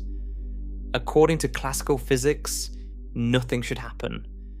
The plates are uncharged, there's nothing between them. No force should act on them. But quantum field theory predicts that the plates will be pushed together by a measurable force. The reason is that the quantum fluctuations of the electromagnetic field between the plates are restricted. Only certain wavelengths of fluctuation can fit between the narrow gap. Outside the plates, all wavelengths are allowed. This creates an imbalance. There are more fluctuations pushing on the outside of the plates than between them. The result is a net force pushing the plates together. And this force has been measured. It's real. It matches the theoretical predictions with a remarkable precision. The Casimir effect proves that the vacuum is not empty. The quantum fields that fill all of space have real, measurable energy, even when no particles are present. The emptiness between those metal plates is doing something. It's exerting a force. Empty space has properties, it has energy, it pushes and pulls on matter. It is not nothing. There's another consequence of vacuum fluctuations that sounds even more bizarre. Virtual particles. The quantum fields that fill the vacuum don't just vibrate. They occasionally produce pairs of particles that pop into existence and then annihilate each other almost immediately. These are called virtual particles because they exist for such an incredibly short time that they can't be directly observed as individual particles. But their collective effects can be measured and have been confirmed in numerous experiments. An electron-positron pair might spontaneously appear from the vacuum, exist for an unimaginably brief moment, perhaps a billionth of a trillionth of a second, and then collide and annihilate each other, disappearing back into the field. A quark and an antiquark might do the same thing. So might a pair of virtual photons. This happens constantly, everywhere in the universe, at every point in space. The vacuum is fizzing with these transient particle pairs, a constant quantum foam of creation and destruction happening at the smallest scales. If you could somehow see this activity, the vacuum would look like a roiling sea of particles appearing and vanishing in an endless frenzy. The emptiest space you can imagine is, at the quantum level, the busiest place in existence. This isn't speculation or theoretical hand-waving. The effects of virtual particles have been confirmed through some of the most precise measurements in the history of science.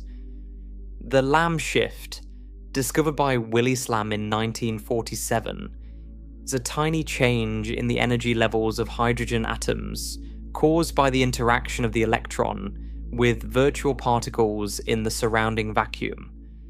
The anomalous magnetic moment of the electron, measured to more than 10 decimal places of accuracy, matches the predictions of quantum electrodynamics, predictions that account for virtual particle interactions to extraordinary precision. These measurements are among the most accurate in all of physics, and they confirm that the vacuum is not empty. It's a dynamic, active medium that affects the behavior of matter in measurable ways. So when we say the space inside an atom is empty, or the space between stars is empty, or the cosmic voids between galaxy clusters are empty, we're speaking loosely. We mean there's no ordinary matter there. No atoms, no molecules, no dust, no stars, but the quantum fields are still there. The vacuum fluctuations are still there. The virtual particles are still popping in and out of existence. The space is empty of matter but full of fields. And those fields are not passive bystanders. They're the underlying fabric from which matter itself is made. But quantum fields aren't the only thing filling the so-called empty spaces of the universe. There's also radiation. Everywhere in the universe, even in the deepest voids, there is light. Not visible light in the everyday sense, not the kind of light that would illuminate a room, but electromagnetic radiation in the form of the cosmic microwave background is the afterglow of the Big Bang itself.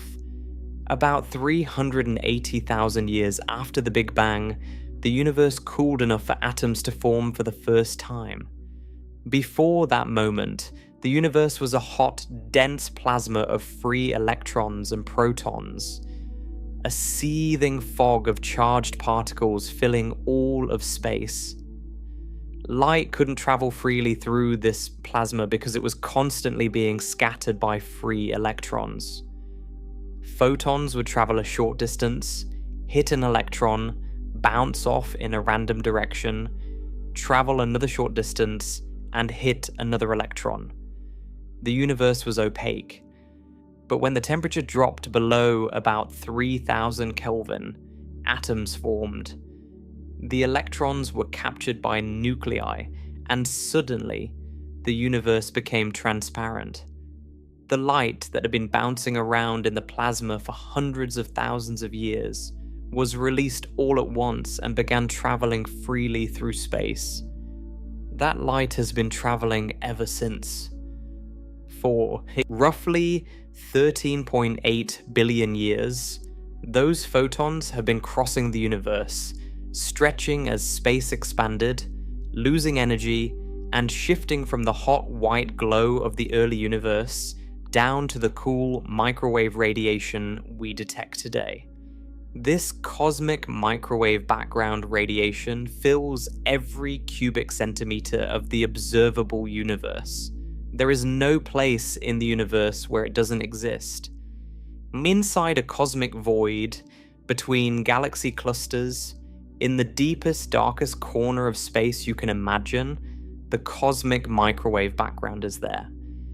It bathes every point in the universe with a faint glow corresponding to a temperature of about 2.725 Kelvin, just a few degrees above absolute zero. This radiation contains roughly 411 photons per cubic centimeter. That might not sound like a lot, but remember, the density of ordinary matter in the universe is only about 1 atom per 4 cubic meters. There are far more cosmic microwave background photons than atoms in the universe. For every atom of ordinary matter in the universe, there are roughly 1.6 billion cosmic microwave background photons. The universe contains vastly more light than matter. Even in the emptiest void, where almost no galaxies and almost no atoms exist, hundreds of photons from the beginning of the universe are streaming through every cubic centimeter of space every second. And it's not just photons from the cosmic microwave background. The universe is also filled with neutrinos, perhaps the most elusive particles in nature.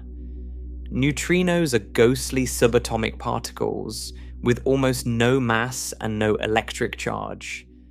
They interact so weakly with ordinary matter that they can pass through the entire Earth, all 8,000 miles of rock, iron, and magma, without touching a single atom.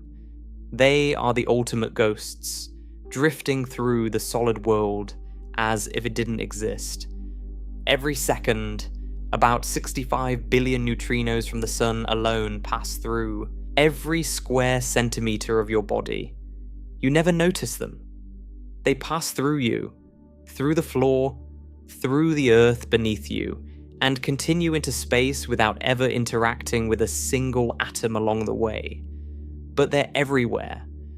The universe contains a cosmic neutrino background similar to the cosmic microwave background. These relic neutrinos were produced in the first second after the Big Bang, even earlier than the photons of the cosmic microwave background.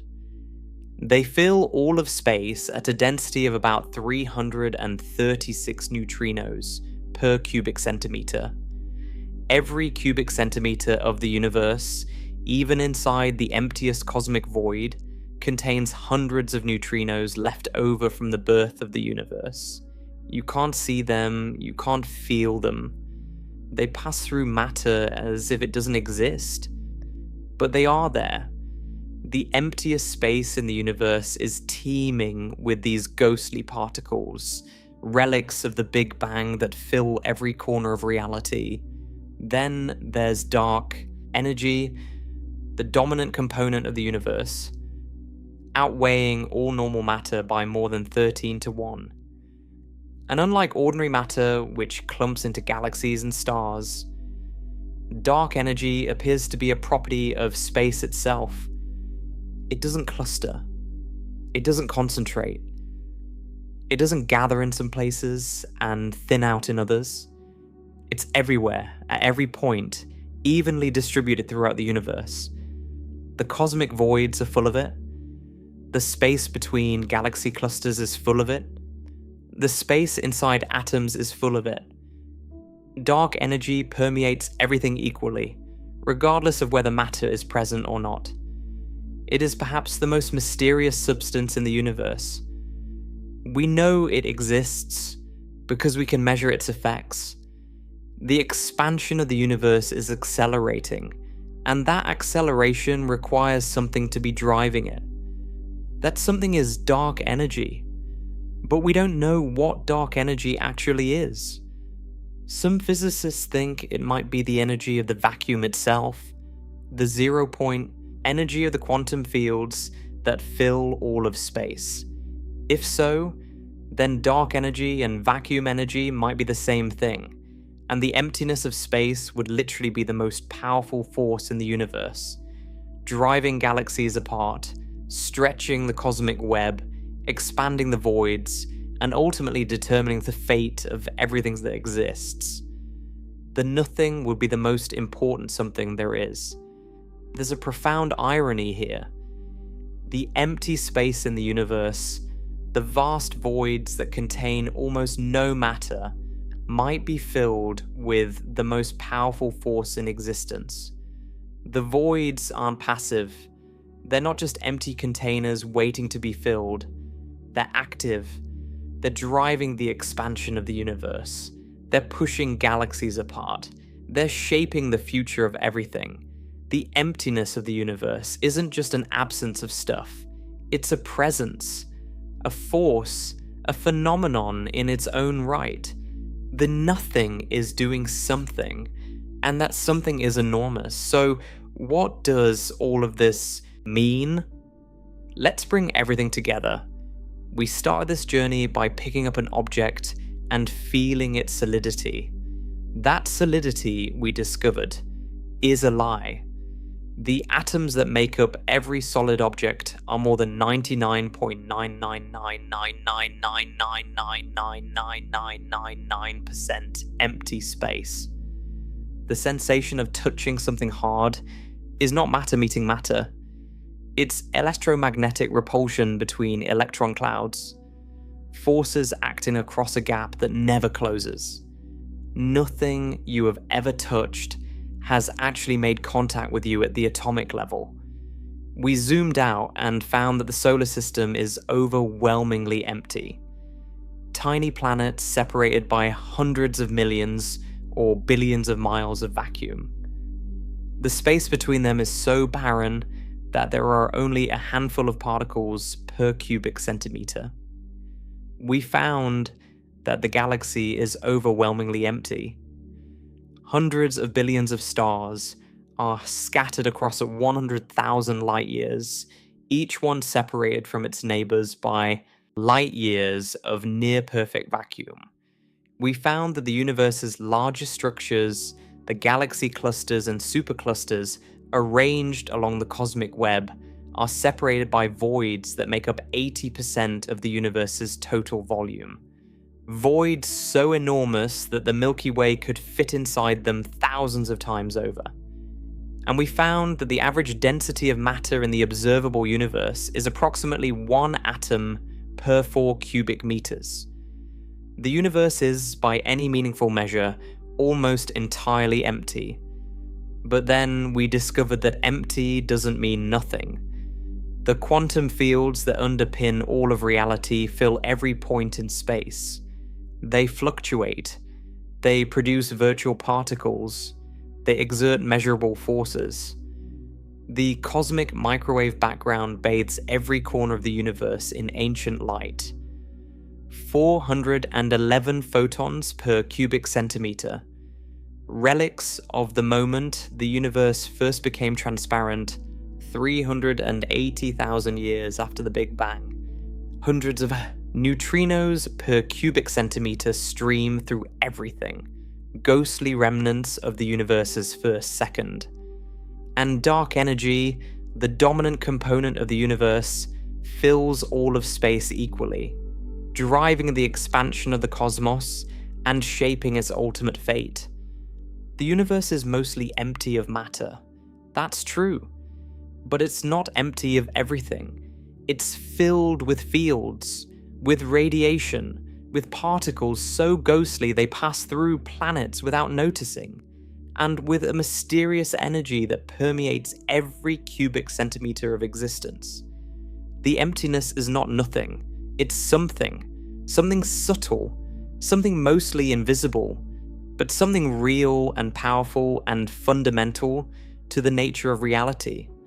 This brings us to the deepest insight of all, the one that ties together everything we've explored tonight. The reason the universe is mostly empty is not an accident. It's not a flaw. It's not a sign that something went wrong in the construction of reality. The emptiness is the architecture. It's how the universe is built. At the atomic scale, the emptiness inside atoms is what allows chemistry to happen. If atoms were solid, if their entire volume were filled with nuclear material, packed tight with no gaps, chemistry as we know it would be impossible. There would be no electron clouds to overlap, no bonds to form, no molecules to assemble, no crystals, no proteins, no DNA.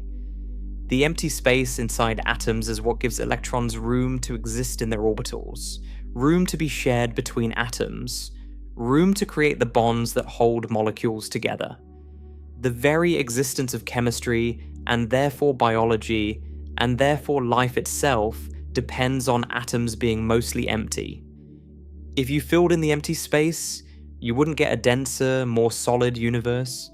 You'd get a universe with no structure at all. Just a featureless soup of nuclear matter with no molecules, no crystals, no proteins, no DNA, no life. At the cosmic scale, the emptiness between stars is what makes solar systems stable. If stars were packed close together, their gravitational interactions would constantly disrupt planetary orbits. Planets would be flung out of their solar systems or sent spiraling into their stars. Close stellar encounters would sterilize planets with blasts of radiation. The emptiness between stars gives solar systems the room they need to exist peacefully for billions of years, undisturbed by the gravity and radiation of neighboring stars, long enough for life to evolve on planets like Earth. The vast distances between stars are not a barrier to life. They are a requirement for it. The void is a shield. The emptiness is protection. At the larger scales, the emptiness of the cosmic voids is a consequence of gravity's slow work over billions of years, sculpting matter into filaments and clusters while leaving the voids behind. This structure, the cosmic web with its filaments and voids, is what allows galaxies to exist as distinct, stable objects rather than being smeared evenly across space in a featureless haze. The voids give galaxies room to be galaxies. They give clusters room to be clusters. The emptiness at every scale is not a deficiency. It's the framework that makes complexity possible. Without the emptiness inside atoms, there would be no chemistry. Without the emptiness between stars, there would be no stable planetary systems. Without the emptiness between galaxies, there would be no cosmic structure. The void is not the enemy of existence. It is its very foundation. And yet, despite all of this emptiness, here you are, a conscious being made of atoms that are overwhelmingly empty, arranged into molecules held together by electromagnetic forces across empty space, assembled into cells and organs, and a brain capable of understanding the very emptiness it's made of. You exist on a planet that is mostly empty space, pretending to be solid, orbiting a star separated from all other stars by light years of near vacuum, inside a galaxy that is one thin thread in a cosmic web that is 80% void. The universe gave almost all of its volume to emptiness. It gave almost all of its energy to dark energy and dark matter. And from the tiny, thin, fragile remainder, from that 5% sliver of normal matter spread so thinly, it averages 1 atom per 4 cubic meters. It somehow produced you. That's the real paradox. Not that the universe is empty, but that the emptiness produced fullness, that the void gave birth to complexity, that a cosmos made almost entirely of nothing somehow, against all apparent odds, generated stars and planets and oceans and forests and minds capable of wondering why the universe is mostly empty. The emptiness is not a failure of the universe. It is the canvas on which everything meaningful is painted. Without it, nothing we know and love could exist. So the next time you reach out and touch something solid, remember what you've learned tonight. Remember that your hand is mostly empty space. Remember that the table, the wall, or the person you're touching is mostly empty space. Remember that the forces between your atoms and their atoms are creating the illusion of contact across a gap that never closes. Remember that the planet beneath you is a thin shell of matter wrapped around an interior that, if compressed, would fit inside a sports arena. Remember that the star keeping you alive is one lonely point of light, separated from all other stars by trillions of miles of vacuum. Remember that your galaxy, vast as it is a single thread in a cosmic web that is mostly void. Remember that the universe as a whole is so empty that its average density is about 1 atom per 4 cubic meters. And then remember that even that emptiness isn't truly empty. The quantum fields are there. The cosmic microwave background is there. The neutrinos are there. The dark energy is there. The nothing is full of something. The void has properties. The emptiness has power. And from that strange, paradoxical, almost but not quite nothingness, everything emerged. Stars, planets, water, air, life, thought, love, wonder. All of it was built from the thinnest possible thread of matter strung across an ocean of almost nothing. All of it sustained by forces acting across gaps in the fabric of reality. All of it is impossibly fragile and impossibly resilient at the same time. The universe is mostly empty. That's the truth we set out to understand tonight. And now you understand it. You understand it at the scale of atoms, where nuclei the size of marbles sit in stadium-sized voids. You understand it at the scale of the solar system, where tiny planets drift through billions of miles of vacuum. You understand it at the scale of the galaxy, where hundreds of billions of stars are scattered across 100,000 light years of space. You understand it at the scale of the cosmic web, where 80% of the universe's volume is void. And you understand that even the emptiness itself is not truly empty, that fields and radiation and dark energy fill every corner of existence with something subtle and powerful. The universe is mostly empty, but it built you anyway. It took almost nothing and made almost everything. And the fact that you can sit here tonight and contemplate the emptiness of the cosmos, that you can hold an object in your hand and know that your fingers never truly touch it, that you can look up at the stars and understand the trillions of miles of vacuum between them, that you can grasp the strange truth that quantum fields fill what appears to be nothing, that is perhaps the most remarkable thing the emptiness ever produced. Consciousness, awareness, understanding, born from the void, sustained by forces, made of almost nothing at all, and yet undeniably, beautifully, stubbornly here. Thank you for joining me on this journey through the emptiness that makes up almost everything. If you found this exploration valuable, a like or a subscribe would mean a lot. It helps me keep making these deep explorations of the universe and the strange truths hiding inside it. And the next time you pick up an object and feel its weight in your hand, smile. Because now you know the secret. The solidity is a beautiful illusion. The weight is real, but the fullness is not. You're holding a cloud of forces shaped like a solid thing, and you yourself are a cloud of forces shaped like a person. And both of you are floating in a universe that is almost entirely, magnificently, mysteriously empty. Good night. And may you never see the world quite the same way again,